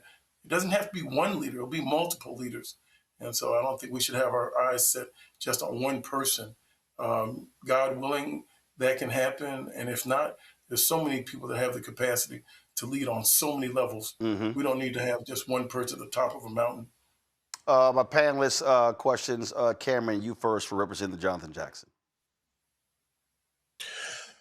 Representative, again, sending both my condolences and prayers to you and your family. Just as a point of privilege, a couple things. One, as also a PK born in Chicago, your father directly impacted my father after my dad crossed Omega Psi Phi and went into seminary up in Garrett. Reverend Jackson, your father spoke at the same church that he grew up in and was married in. And he always, we have a prominent picture up in our house of that moment. And as my father's gone on to his career, he always harkened back on that moment. And I had the chance to see him several times during my time, decade plus ago on Capitol Hill, and always was inspired. And that's kind of where my question leans into is Reverend Jackson's presidential run, and so much that he did help shore up so much of the Voting Rights Act and help shore up so much and really expand that and that movement. That platform, even in the 80s, kicked in and had reverberations for decades to come. And we've now seen that under assault. I'm just, I don't know as much as a question or a statement, but his powerful speech, his words, his chant of "I am somebody," how much pride he instilled, not just in Black people, but people as a whole. I think we need those words and that energy more than ever. And I'm encouraging you to encourage your colleagues to kind of stand with that same backbone and that fortitude now that one of our giants has gone on to glory. But there's so much we can learn and I think be energized in the times that we're in now by his legacy and by your legacy, even being sitting in the halls of Congress and with an ability to affect that in real time. Well, thank you so much. Thank you for that statement. I had the opportunity to be the co-chair of the National Prayer Breakfast probably about 2 weeks ago now. And I asked myself, what would my father want me to do? And so he always sought to bridge the gap. And we've prayed for people on death rows, and we prayed for people with Saddam Hussein to get people out of jail that were human shields and get prisoners released from war. So I believe in the power of prayer. So I wasn't afraid to be on the stage with the President Donald Trump and also speak truth to power. Last year, I was the co-chair for this past term. So I've been on the stage now with President Trump twice. And 2 years ago, I started my prayer off saying the divine, the eternal, the incomparable God, and then went into my prayer. And that was putting DEI front and center. This year, I started off the prayer saying in the Latin Imago Dei, and Dei spelled in Latin is DEI, and DEI simply means of God. And so, no, Congressman Cleo Fields and I, my colleague from Baton Rouge, Louisiana, a dear friend of my father and great leader, we started the Congressional DEI caucus. We didn't retreat. Started it 1 week after President Trump gave his speech. It's not the Black Caucus DEI. That's something separate. DEI means something good for all people. So we've got all races and groups in this. It's not just limited to members like the Black Caucus for the Black Caucus, which I 100% support, agree with. But also the Asian Americans have benefited. Females have benefited from it. So Tim Kennedy out of upstate New York, Mark Pocan out of Wisconsin, Ro Khanna out of California, Madeline Dean out of Pennsylvania. We made sure that it was reflective of America and all the beneficiaries could speak up and be a part of that caucus. So I try to carry on that legacy. I will never, ever, ever fill my father's shoes. That's my hero, but I will forever always try to make him proud and stand in the gap, be courageous, and I know I'll see him again in heaven. Reese? Congressman Jackson, my condolences to you. It's such a monumental loss for us all, but especially for you all. My question is, your father was such a trailblazer, and he had multiple trailblazing presidential campaigns, and we've seen in light of Vice President Kamala Harris's loss, this kind of renewed conversation around electability. It's a big conversation right now with the primaries.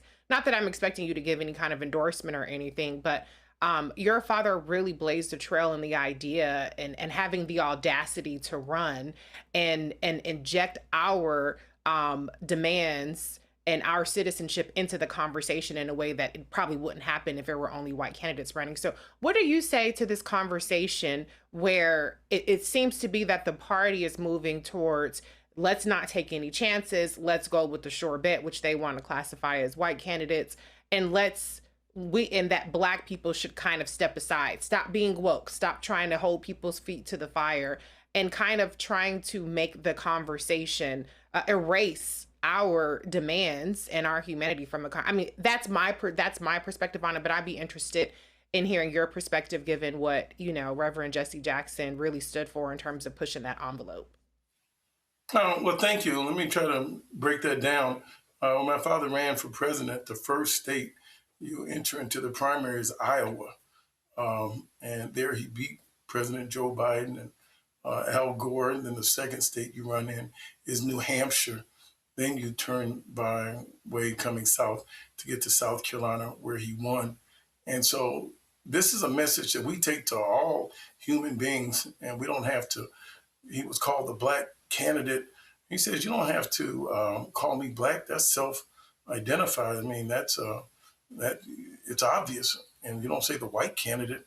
And so it was about taking the message to people that were in the margins. Farmers were losing, and working class people were not able to unionize. Reagan made a vicious attack on unionization. So we've seen the numbers of American unionization come down consistently over the last 40 years since Reagan and onward with Newt Gingrich with Contract on America. And yes, that's true about the 84 campaign, but something that gets overlooked is on the Mondale campaign. My father challenged the party in 1984 to put a female on the ticket. That gave birth to Geraldine Ferraro getting on the ticket. So yes, we see Vice President Harris today, and that's a great thing. And I have no respect for her. But I was coming down the elevator the other day in Washington, D.C., and I bumped into my former colleague, Governor Abigail Spanberger, who just became governor of Virginia. And she started telling me, she says, Jonathan, I'm a huge fan of your father's. When I was in 1988, I was making Jesse Jackson buttons. And so I don't think we can narrow his universality, and whites that came up and were encouraged. Bernie Sanders had endorsed my father in 88 up in his hometown. Jamie Raskin used to work at the organization. So there's a group of progressive leadership that came out that, comes from our tradition, the Black church, the Black community, but it's universal leadership. And so right now we have a dearth of leadership in the United States of America. I wouldn't say in Black America. White America has some leadership problems, and the leadership that they've chosen is not the best that we have to offer for the nation. Greg Carr. Thank you, Roland. And thank you, Representative Jackson. Add my condolences and celebration of your father's life as he graduates to ancestorhood. I know what it's like, particularly for a son when your father makes transition. So, we cover you, we surround you, and we know that he will be a powerful ancestor. We're going to pray him on over. Kind of in the vein of what we've been talking about so far, night before last, when we talked about your father for about 4.5 hours, one of the consistent themes that kept coming up was his approach to electoral politics. And I love how you framed that his religion made him political, not the other way around. But I'm talking now, I want to talk a little bit and see if you can maybe share your thoughts on expanding the electorate. Clearly, there are enough people in this country to completely transform electoral politics if we can get them engaged. Your father was a master of doing that, and the people around him. What do you see going forward? And how can we expand the electorate, particularly when, as we know, the Democratic Party, even as it was transformed, pushed hard back against that expanding electorate that Jesse Jackson brought? to the table. What can we do to expand this electorate, get people registered, get people engaged, get people involved? Does it require the charisma of a Jesse Jackson, or are there other things we can use to supplement that? And thank you, brother. Well, thank you so much. Sorry for your loss, and thank you all for this outpouring. But listen here, I am so happy. I'll tell you one thing before I answer your question. When it was pretty clear my father wasn't going to be walking again, he was wheelchair bound, I was leaving the doctor's office with him and kind of say it. And the doctor was pretty much saying, we got to give him a better wheelchair and things like that. And my father looked at me and smiled and said, I'm going to walk again. And I'm like, okay, Dad, as we were trying to get him to therapy. And then he looked at me and smiled and said, in heaven, there are no wheelchairs. And so, you know, he was just a very eternal, optimistic person. And what did he tell me? He says, we have to do voter registration, massive voter registration. We have to overwhelm the polls. Vice President Harris received 75 million votes. Roughly, President Trump received 77 million votes. And 90 million people did not vote. None of the above won. That was the margin of our despair. There were roughly 5 million people that have paid their debt to society that have now been taken off of the voter rolls, that have been made into permanent second-class citizens because they don't have the right to vote. So we have to restore citizenship to people that paid their debt to society. That's an issue that I'm going to have upcoming, that I want to find a pathway to people that have come to the country and they can dream, but I also want to have something for the believers. I would saw the migrants as the dreamers and the African-American community as the believers. We fought in every war. We've never stopped.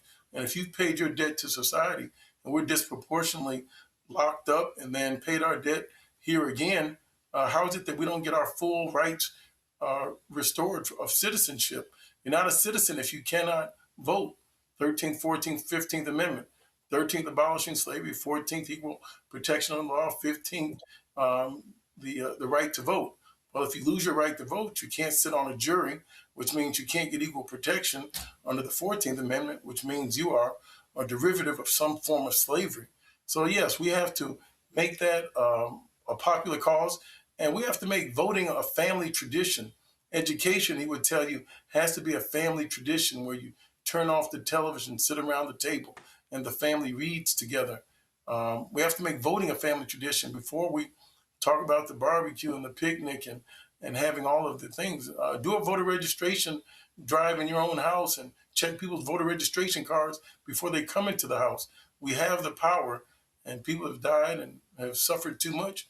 And so don't do less than your best, he would tell me all the time.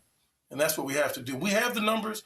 And so under this current administration, because they can't get their numbers up, now they're going to start voter suppression to try to take our numbers down. What does that tell you? We have the numbers. Why is there the attack on DEI? Because it was so successful. And so they started dismantling it. And who did they attack first? It was the African-American female community. Over 450,000 African-American women that are highly educated, the best educated class group of people in the country, were targeted by Elon Musk and Doge and all of these other people. So no, we have to challenge this. And that's our goal. Well, Representative Jackson, you talk about making the family affair. That's the reason why when we get our news set, I say, well, I don't want just the colors. I hit up my man Leroy Campbell, the great artist. I got a lot of his work at home. And so I said, Leroy, I need something for my set, for my news desk. He said, I got a great idea. So he printed out on canvas his artwork, Remember to Vote. And so if you see this art, so this is, every time we go live, people see this. I love it. They don't realize that artwork is showing every facet of Black America. It's the kids are there. You see Big Mama. You see a father. You see a daughter. You see a mama. You see young folks. And that's exactly what this artwork, we have it on both sides of our news desk for that very reason. And that's what we show it every single day. So we agree with you 100%. Congressman, I got a couple of text messages. I know the email went out, the post went out yesterday. There have been some alterations made to the funeral schedule.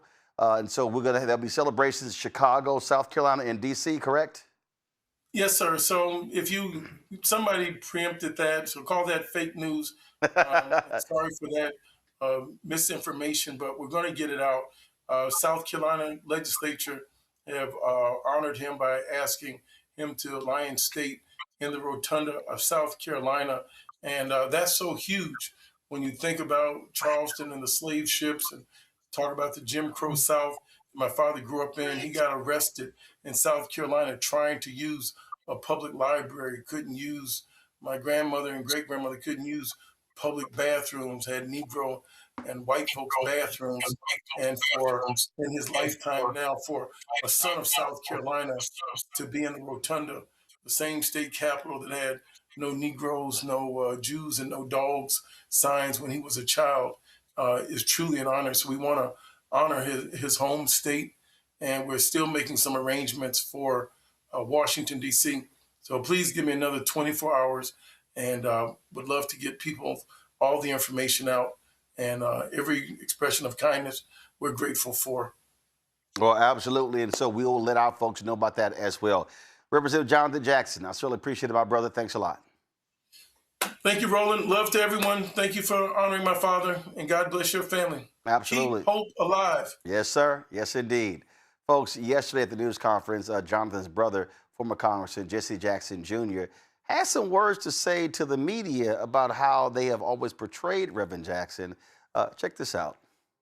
I associate myself with what Ashley had to say, but let me also be candid, because I'm old enough to remember, along with Santita and Jonathan, all of it. Come on.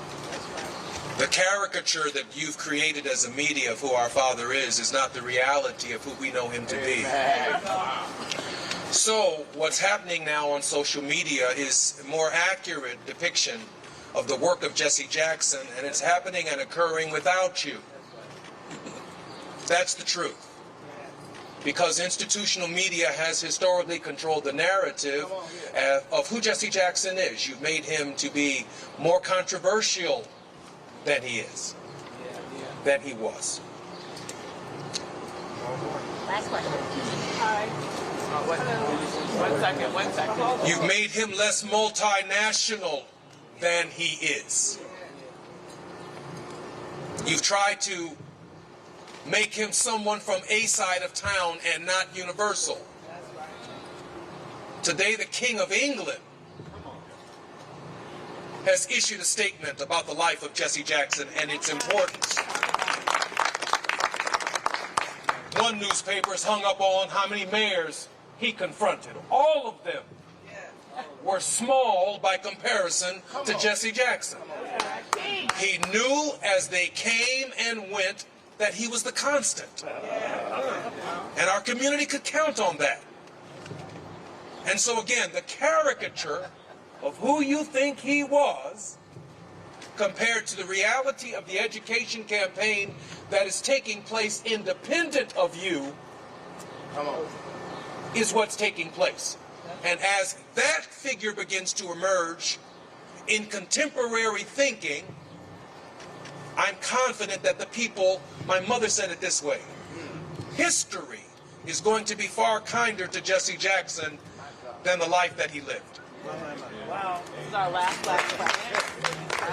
Cheryl Corley from National Public That was Radio. former Congressman Jesse Jackson Jr.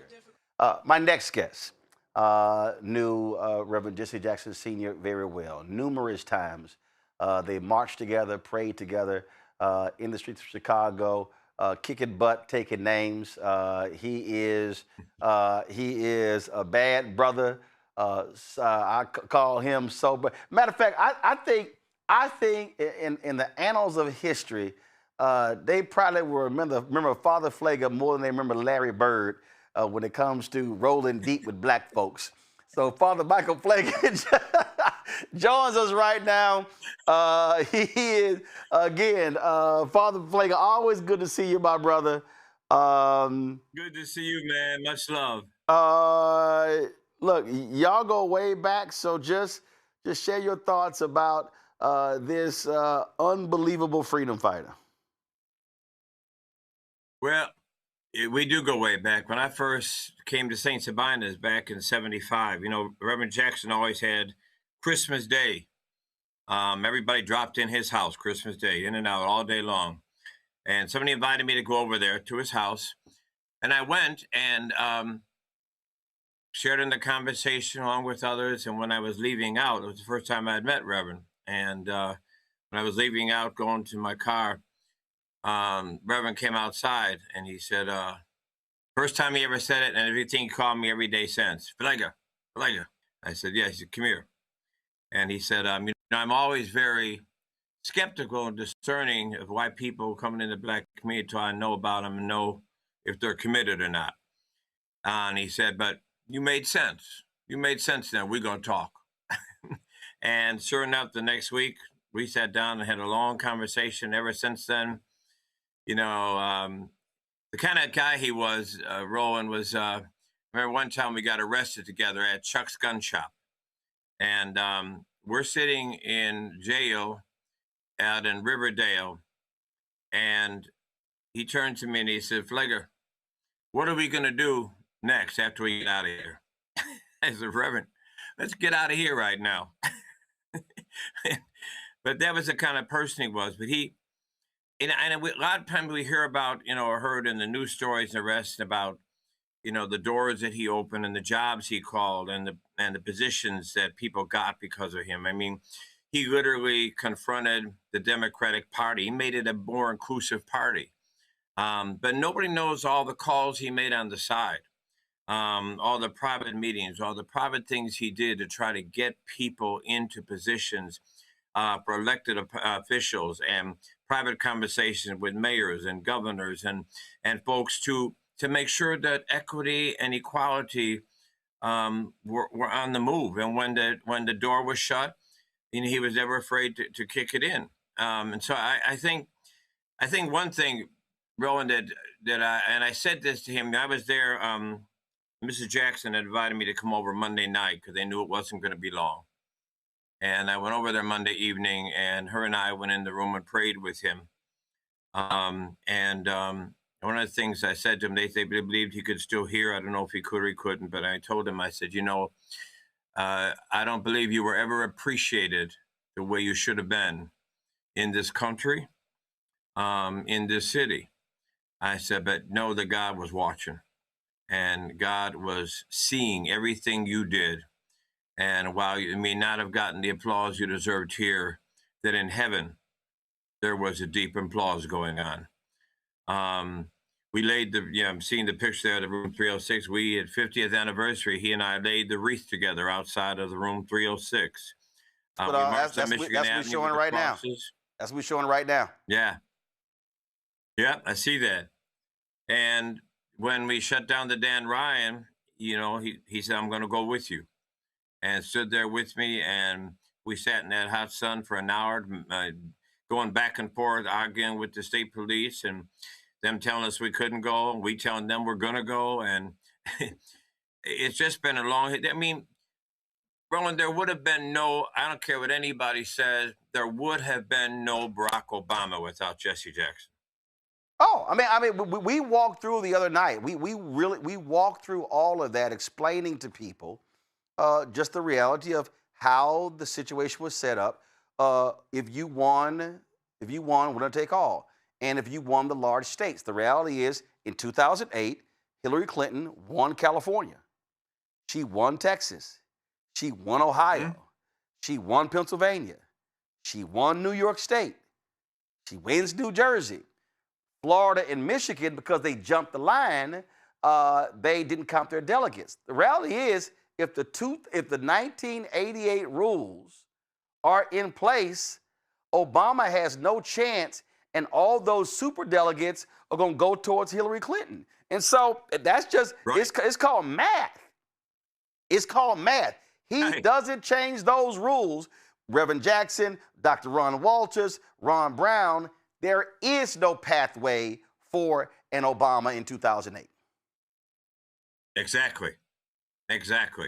And, you know, I remember that night. In fact, I was so upset because I saw while there was people in the VIP sections and the rest, Reverend Jackson was standing out with the people in tears, as we've all seen those pictures coming down his eyes. And when I saw those tears, I was so hurt because I said he should have been, first of all, in the VIP section, but enough of that. But I called him right there while he was standing there and said, Reverend, just know as you're looking up at that stage, that stage is only happening tonight because of you. And thank you. Thank you for what you did for what we're seeing today. And he just thanked me and was, tears in his voice and in his eyes. And, I just think people, I remember being with him at places, Roland, with children. One of them being right in our own school. And to see little kindergartners and first graders looking up at him saying back, I am somebody, with these great big grins on their face.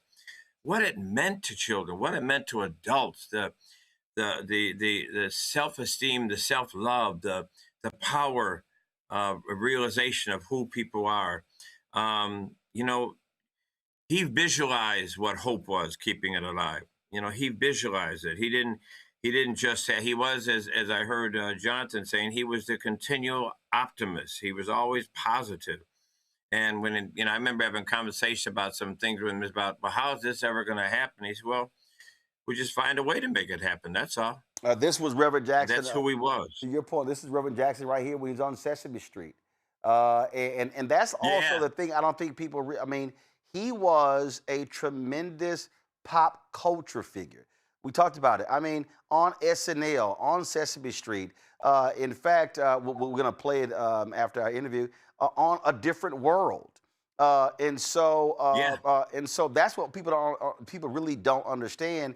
And listen, everybody talk about Nancy Reagan's sitting on the drugs. No, Reverend Jackson, down with dope, up with hope. That was stuff that was being repeated and reframed. So in many ways, it's a mantra. There are folk in the religious world often talk about repeating certain phrases that essentially is a prayer.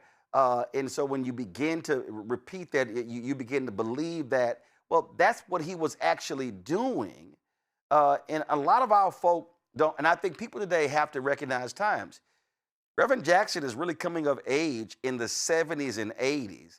King is assassinated April 4th, 1968. If you talk about, let's just say Reagan gets elected, inauguration is 1981, that's just almost 13 years after King has been assassinated. We're not talking about a long period of time. So that period of the 70s and the 80s, we were still operating. Again, I was born November 14, 1968. Reverend Jackson runs in 84. I'm 15.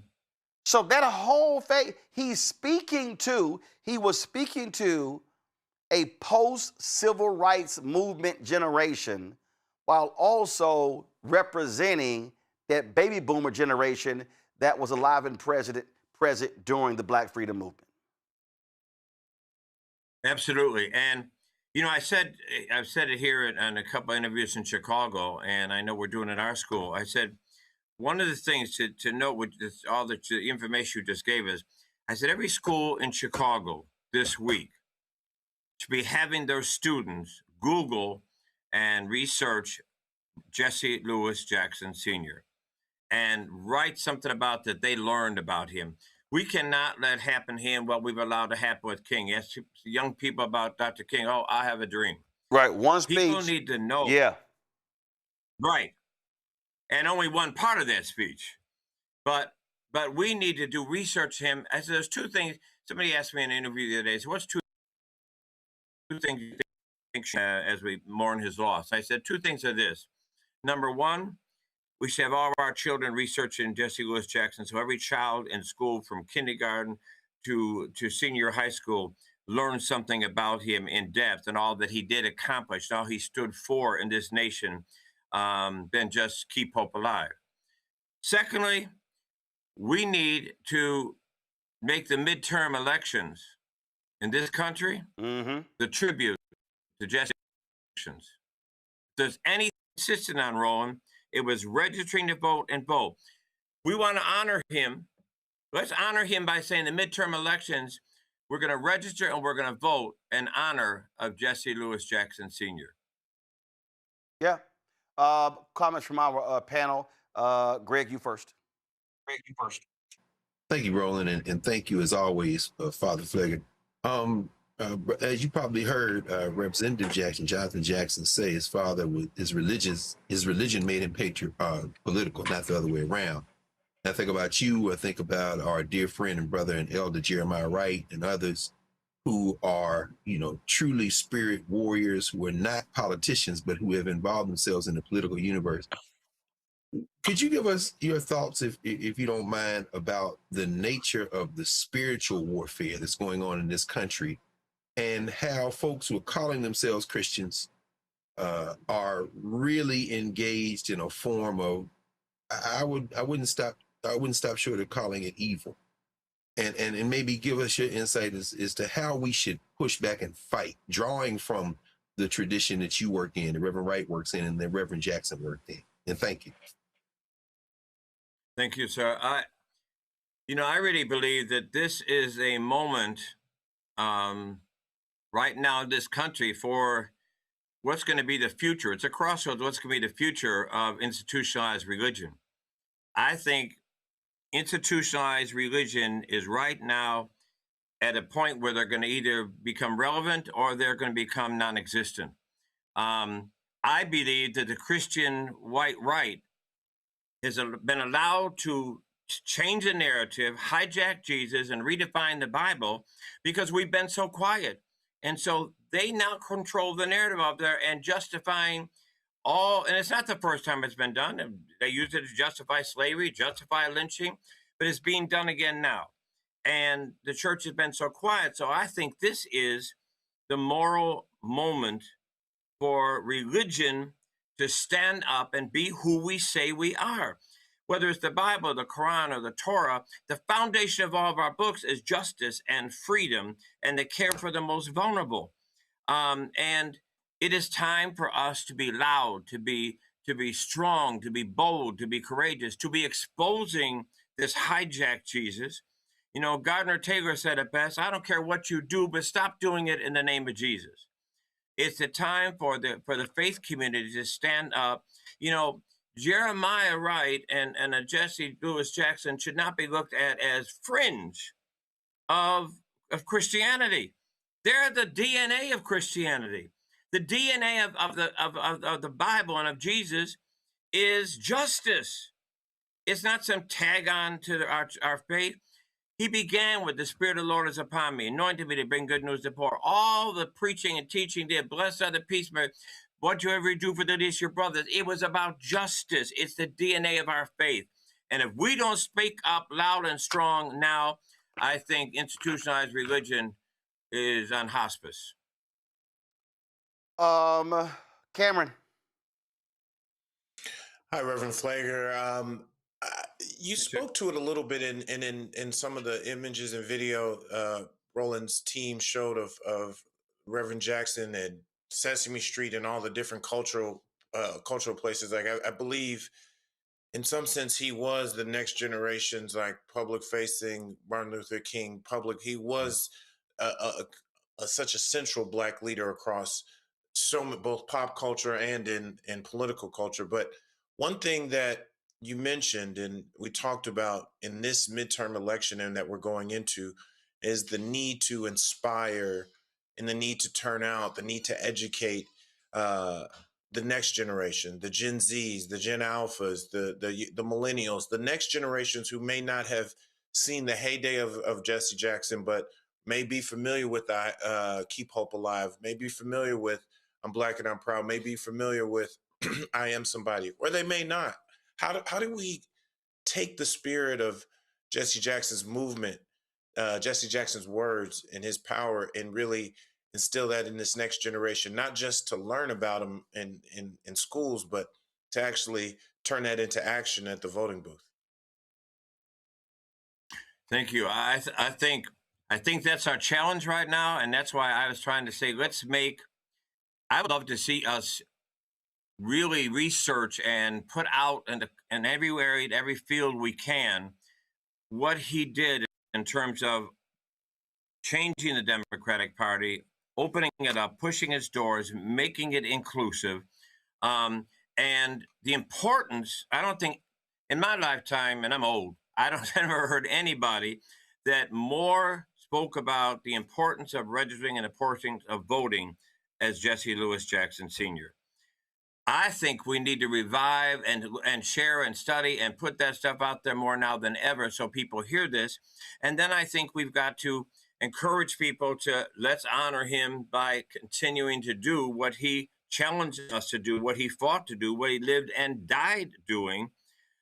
Jesse always used to say, you know, if we fight, we win. If we don't fight, we don't win. And I think we got to remember that. And I think the other part of that is I think the Democratic Party has to wake up. You know, the Democratic Party, I think for too long has, you know, just run on we're better than. That don't work in Gen Zs and millennials. That don't work with young people better than. No, let's be right. Let's do justice. Let's fight. I mean, if we didn't learn from Mandani in New York, who had the Democrats and the Republicans against him, but he identified with people and just said, these are the concrete things we're going to do. We can, I don't believe at this time, have a Democratic Party that is afraid to call genocide genocide. I don't think we have a Democratic Party that can afraid to call racism racism. If we don't have the courage in the party, don't expect people to run to you. So I think two things to answer your questions real quickly is, one is we've got to educate people on the importance of registering and of voting. But secondly, we've got to give people something to vote for. And we've got to have candidates. That's why I don't hook myself to candidates. I like to hook myself not to personalities, but to policy. Because if you hook it to a personality, that personality may go crazy, and I ain't going to be a part of that. They got to give us the policies to give us something to vote for. And they got to have the courageous policies that stand for things and stand right for things. And if they're not willing to do that, I think, you know, we too often blame people for not voting. And I think it's time we also, because one of the reasons people are not voting is because you're not giving me something to vote for. Absolutely nailed it. Well, we appreciate you joining us to share your thoughts and reflections about Reverend Jesse Louis Jackson Sr. Again, we've got the information. He'll be lying in state at Rainbow Push next Friday. And then there will be ceremonies in South Carolina, Washington, D.C., and the funeral services. The funeral services will take place. The People's Celebration will take place on March 6th at the House of Hope in Chicago, and then there will be a private ceremony on March 7th at Rainbow Push there in Chicago, which of course was his base of operation for the last 50 years. Father Pfleger, we certainly appreciate it. Thanks a lot. Thank you, Rev. Appreciate you. Love you. Yes, sir. Love you as well. Folks, that is it for us. It is tomorrow. First of all, let me thank Reese, let me thank Cameron, let me thank Greg for being on today's show. Folks, thank you so very much. We are going to, hey, what's the video I was going to play? I was going to play something afterwards. What were we going to play? Oh, yeah. So let's go ahead and play that there. This was when Reverend Jesse Jackson was on A Different World. Now, first of all, that was this one. The setup was when he came in, Dwayne was like, you know what, you look like that guy, Reverend Jackson. You even sound like it. Was kind of like, yeah, that's me. But this also shows you why black shows created by black folks, written by black folks, directed by black folks, produced by black folks are important.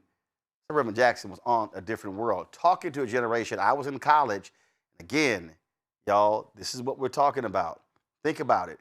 When you look at present day politicians, you can't think about folk who are appearing on a popular sitcom. That's how huge Reverend Jackson was. This is when he was on A Different World.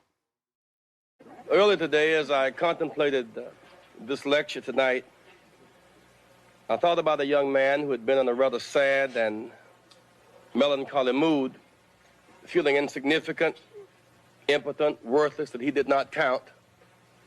As I thought about him, it occurred to me that his real problem was he felt that as one person, he could not make a difference.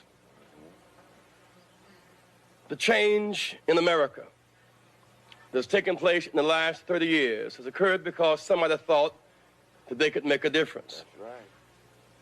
The changes did not come from Wall Street, or the White House, or the Congress, the courts. They always started by some young person who thought that they could, in fact, make a difference. Yes. Rosa Parks got on a bus one day. The sign above the driver's head read, "The colored seat from the rear, white seat from the front. Violators will be punished by law." She refused to go to the back of the bus. Yes, you did. And she was arrested. Dr. King went to her rescue, a 26-year-old student, and told her, "Better let you walk in dignity than ride in shame. One person can make a difference." In 1957, 9 students at Little Rock Central High in Arkansas went to school one day led by the Army. They refused to bow. They made a difference. Made a difference. In the next few years, young America died that we might live. Medgar Evers was killed in cold blood about this right to vote. Serena Goodman and chained 2 Jews and an African American were bulldozed to death with their eyes wide open in Philadelphia, Mississippi, about this right to vote. Jimmy Lee Jackson's 15-year-old African American student shot and killed in Marion, Alabama, about this right to vote. 4 darling little girls blown up in the church in Birmingham, Alabama one Sunday morning, all about the right to vote. They made a difference. Made a difference. Yes, yes. You must make a difference. Whenever students are sober and sane and sensitive and put hope in their brains and not dope in their veins, they can always make a difference. Yes, it can. Yes, it can. Yes, it can. Yes, it can. Because they died, your generation has the power. John Kennedy was elected by a margin of 112,000 votes. Less than 1 vote per precinct. Everybody counts. Nixon beat Humphrey by 550,000 votes. Carter beat Ford by 1.7 million. Fewer than 3 million votes elected 3 presidents in 16 years.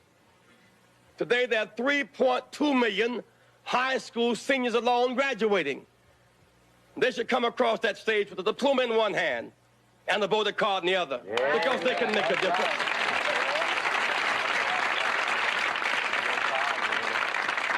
12 million college students must vote. You have the power. You must not have the attitude. It's not my aptitude, but my attitude that determines my altitude or how high I will go. My mind is a pearl. I can learn anything in the world. Just because it rains, I don't have to drown. I may have been born in the slum, but the slum was not born in me. I can rise above my circumstance.